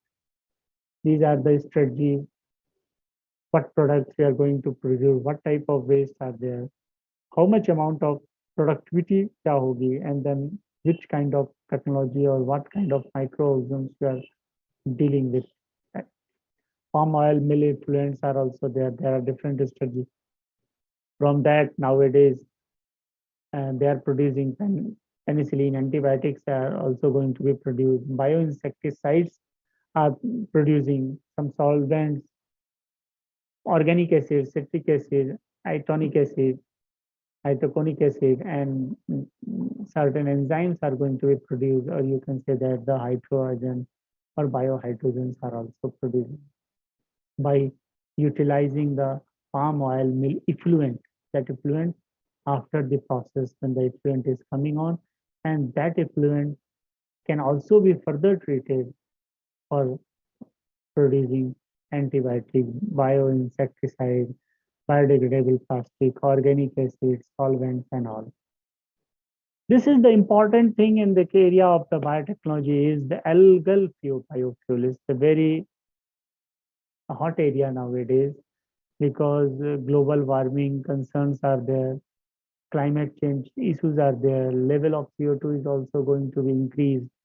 So with the help of algal biofuel, we can reduce the level of CO2, and because algae captures CO2 just like plants and all, and that algae converts CO2, utilizing CO2 as a food, and algae will grow. From algae, you can produce a lot of valuable products. You biodiesel, bioethanol, biofertilizers are also being to produce from the algae. So the advantage of the question is why algae come into the picture?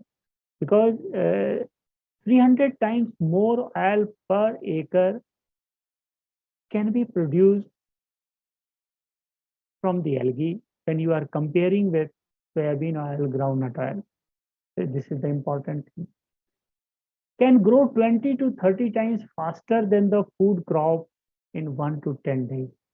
20 to 30 times faster growth. This is important aspect. Produces 10,000 gallon of oil from single acre of land. If you are properly growing the algae, suitable algae, so you can produce 10,000 gallon of oil. From oil, you are going to produce biodiesel and all everything. And the beautiful thing with that is photobioreactors are also there. Next slide will, I think in this slide also you can see the photobioreactor, which can increase the absorption of sunlight because the CO2 plus sunlight gives energy to the algae. So that proper sunlight presence is also needed. Plants cannot be shifted from one place to the another, but algae can shift. Here the algal beds are there, you grown. The sunlight is not there, you can shift it out where the sunlight is. So this is the beauty of this algal biofuel. This is the sustainable production, sustainable development in that area. Selection of the suitable algae, but obvious is very much important, and development, and it should be the cost effective also. If it is not cost effective, there is no purpose to build all this. So these are the bioreactor, photobioreactor. I think I'm not going to teach. My purpose of this talk is to what kind of area, which areas are there where the students can start their research, start their innovations, and by changing, by including, adding something new. This dry algal biomass, wet algal biomass, this is drying and process manufacturing, packaging and materials. It means after producing, when you are extracting oil from the algae, certain dry waste will also come, and that dry waste can be used as a biomass, biochar, or you can say that the biofertilizers also if possible. So these are the things. This is required to be explored. This thing is that algae will capture CO2 and the sunlight gives biomass, and bacteria captures oxygen which are released from the algae and organic compounds and gives biomass.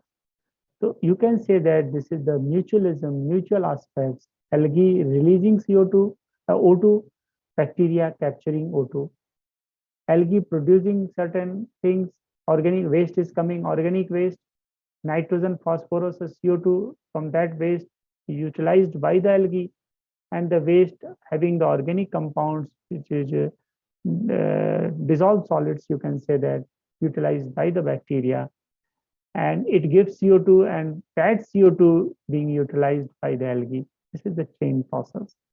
These are the advantages and importance of the algal management.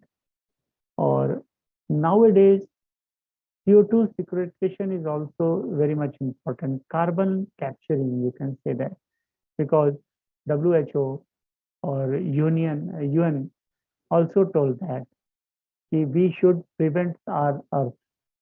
If 2-degree temperature will increase in next few years, then a lot of problems will come. So this is our duty to prevent our Earth. This is our duty to cool our Earth, to prevent from the CO2 level, reducing the CO2 level by algal process or by CO2 sequestration, carbon sequestration, you can say that. Biopolymers, bioplastic, biofertilizers, biofuels, glycerine, glycerols can be produced from it. This is the bar chart flow diagrams. You can see that algal culture, harvesting, dewatering, extraction of fatty acid, transesterification. Through transesterification, this biodiesel, glycerol is going to be produced. From here, if you are going to dewatering the thing, extracting fatty acids, here the solid will also out.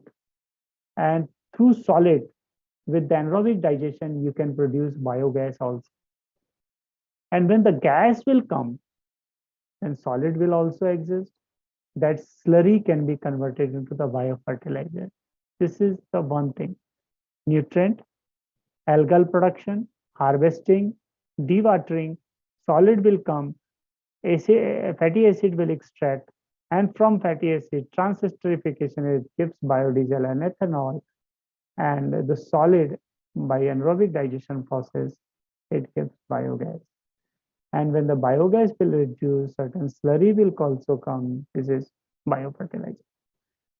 Another aspect is also there. Distillation, solid separation, steam, the power generation is coming to the picture. Biogas, solid separation and all. And the bioethanol can also be produced from distillation unit.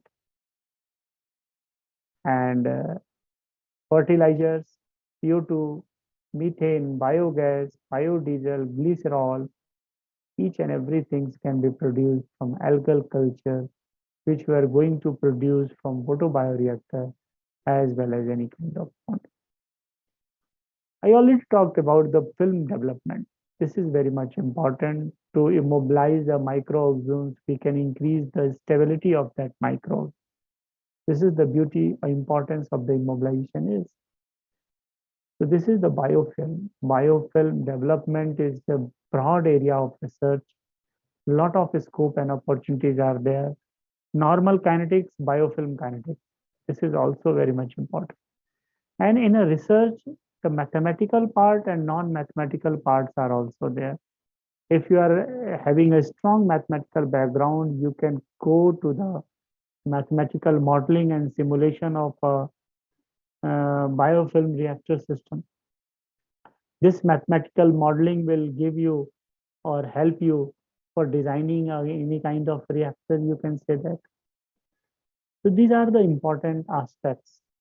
And this is also a domain of research. This is not required every time you are going to a lab.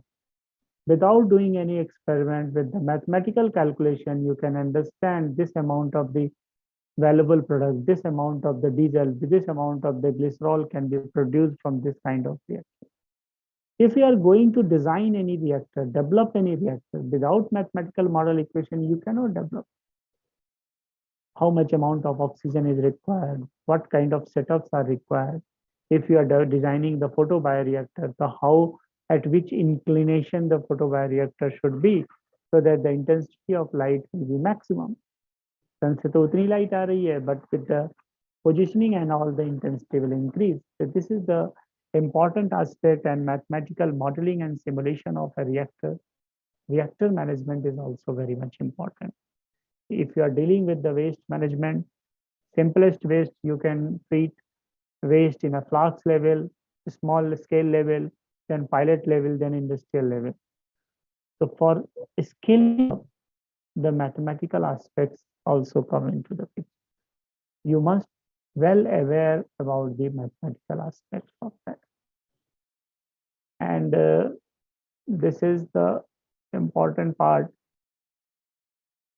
What kind of things, reactor technology, if we are talking about packed bed reactor, this is trickle and submerged reactor, fluidized bed reactor, airlift reactor, granular bed reactor, membrane aerated biofilm reactor. Each and every reactors have different identities and performance. How the packed bed reactor will perform. If in a packed bed reactor, the microorganisms are immobilized in a beads, then the things are different.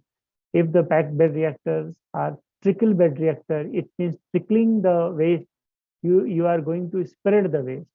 If you are spreading the waste on the bed of the biofilm, then what happens? Easily the microorganism will treat. Otherwise, the effluent cannot be efficiently treated. जैसा पढ़ा होगा कि यदि if you are going to spread it out, जैसे आप trickle कर रहे हैं, spread कर रहे हैं, but if you are direct contacting the waste to the microorganism directly at a volume, high volume, then it is very difficult to treat by the microorganisms, because microorganisms are sensitive in nature. Microorganisms need certain support system, support mechanism. That's why the recycling, immobilization, and all things come into the picture. Advantages of biofilm: the continuous operation due to self-immobilization catalyst. Residence time of the cell is independent of fluid phase flow. You should know the residence time is very important aspect. The contact time, you can say that the residence time. The contact between the waste and cell, because you are going to treat waste with the help of microorganism. If there is no contact between both of them, we are not able to treat them. So this residence time is also important. Biomass is not subjected to the washout. These are the advantages are there. And membrane bioreactor is also a very important area where the lot of opportunities are there. Lot of research may be done, and the performance of the reactors may be checked with the help of biotechnological aspects. These reactors are there, will not elaborate all these things. I think trickle bed reactor, packed bed reactor, fluidized bed reactor, these are the special input. You can say that the reactors having three types: batch, fed batch, and continuous. But if the waste coming continuously, the treatment should also be continuous. All the reactors are come into the continuous reactor category. And by changing the geometry of the reactor, we can check the what efficiency of reactor is. Because if you are going to design any reactor, what kind of cost, how much cost is involved, how much time is required to treat the waste, everything should be checked in a proper. These are the raw materials and all. CO2 level should be reduced, biocompatible, available raw material, which raw material can be used for this thing. I think already covered all these things. PHA, this is a very important aspect. Biodegradable plastic, you can say that. But nowadays, biodegradable plastics are not properly accepted by the society because it's a costly nature. So being an engineer, our role is to reduce the cost. If you are not able to reduce the cost, if you are not able to meet the requirement of the society or requirement of the industry, the research will close into the publication only. Now the research is going on how the plastic can be degraded. And one of my students got a project in this area, but the microorganism can degrade plastic also. Microplastic utilization and all, lot of scope and opportunities are there. Important thing is there, if you found a microorganism, then it is important how you are going to optimize this process. This is very much important. Plastic degradation is a lot of scopes and opportunities are there. In earlier slides, I told that in the coming future, water crisis and energy crisis will also come. And a lot of water contents in the sea areas are there. But if you are able to convert seawater into the normal usable water, this is also a big research. I think few years back, Israeli Prime Minister came and he demonstrated the process in front of Honorable Prime Minister Narendra Modi ji. So you can understand how the processes are going on, because we are not aware about it, what kind of research is going on. इसलिए कहा गया है कि the researchers should move around and the awareness is very much important. So my target, my purpose of this talk is not to teach you all what opportunities are there, what are the areas where the research can be done. This is important. I have taken very time, I think 40 minutes around. These are the biodiesel production and all national policies. You must know what are the national policies are there. Nowadays, government focusing on removing coal. If you are doing research according to the national policy, according to the sustainable goal, UN sustainable goal, then you can fulfill the requirement of the society. This is very much important. Nowadays, coal is a big problem. Thermal plants are utilizing coal for generating electricity by creating steam. Simple way is that. As a biotechnologist, we can replace coal in terms of biocoal, biochar. Nowadays, lot of production, the commercial production is important. Biochar is prepared in a lab, but not being utilized by the majority of the society, because that is not produced in a commercial scale. So the students, the participants must focus on how we can commercialize the product, scale up the product so that our product benefited to the society. Otherwise, it will go in a lab, it will go in a publication, till patent also. But if the patent is not commercialized, if the technology is not being transferred, this will not help the society. This is important. These sketches and all these, I think you all know, understand this is a simple aspect, but we must target the agencies, Ministry of New and Renewable Energy, Ministry of Environment and Forest and Climate Change. These two major industries are there which can fund us for doing all these things. DST, DVT and all are uniformly funding for doing the same. Milk product, that how we can utilize and all everything. Plant biomass, how it is utilized. Lignin, how the lignin can produce energy. Adhesives can also be produced from the lignin. Cellulosic waste, lignin waste, lot of research and scopes are there. Bagasse is coming from the sugarcane industry, how the bagasse can be used. Earlier in farmers, paddies burn, by burning the paddies, lot of pollutions come into the picture. Now that converted into the fertilizer by making the thing. If you are developing any tablets and all, it will be beneficial. If you are preparing or making the liquid, life is very less. If you are making a composition in form of tablets, then that tablets can be easily transported from here to Tamil Nadu very easily. And the Tamil Nadu people dissolve that tablet and make a composition. And by spraying these paddies, they can convert fertilizers also. The research should be acceptable by the society. You have given the formula and all. By this, you can convert waste into the fertilizers, paddies into the fertilizers.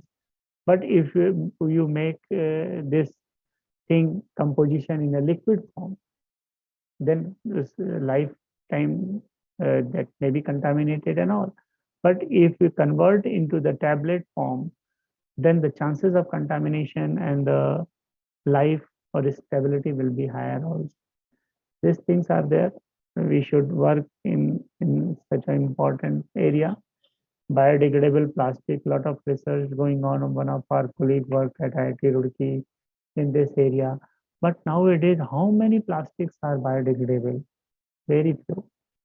The rich people, the malls and all, they are using that. But majority of the societies are not able to utilize. We should focus plastic degradation on all and optimize the efficacy of the microorganism either with the help of genetic engineering and all, how the plastic can be degraded. This is important. Biorefineries, that you can say that syngases, biohydrogen, biochar. The biohydrogen is also a very big problem. Biohydrogens are also not be accepted. Most of the thermal plants, government hydrogen policies are there. You must go and read the hydrogen policy. From this hydrogen policy, they are focusing on converting hydrogen, creating hydrogen from the water itself. So sorry Hello. to interrupt. Yeah, sir, just wanted to inform you that we have a paper presentation in 10 minutes. So we would like to request you just to conclude this in 8 minutes. Yeah. Within 5 minutes, I'll conclude. There is yeah, no issue. sure. Thank you so much, sir. Really sorry. Okay. Then the biochar, I already told that. Biochar, polymers, pharmaceutical, cosmetics can also be produced from that. Food products, mineral fertilizers, biofertilizers, these things, biodiesel and all, I already told you about. Syngases, biosyngases, the first, everybody knows first generation, second generation, third generation and fourth generation energies are there. Lignocellulosic waste, how it is converted into this bar chart, you can better understand. Combustion, gasification, hydrothermal processing, liquefaction, pyrolysis, and the biochemical conversions. And biotechnology people can do this work. But the chemical people and some other people go for the thermochemical conversion processes also. These are the aspects there, the ethanol and the all valuable products. And these are the case studies. You just go through that case study, how much electricity is going to be produced by this Tamil Nadu company, which was commencing in January 2000. As Anik, it's a very old, 22 years old. And this company is running. What mass balance, material balance, how much energy is producing, and that energy being utilized by the industry itself. So these are the case studies, and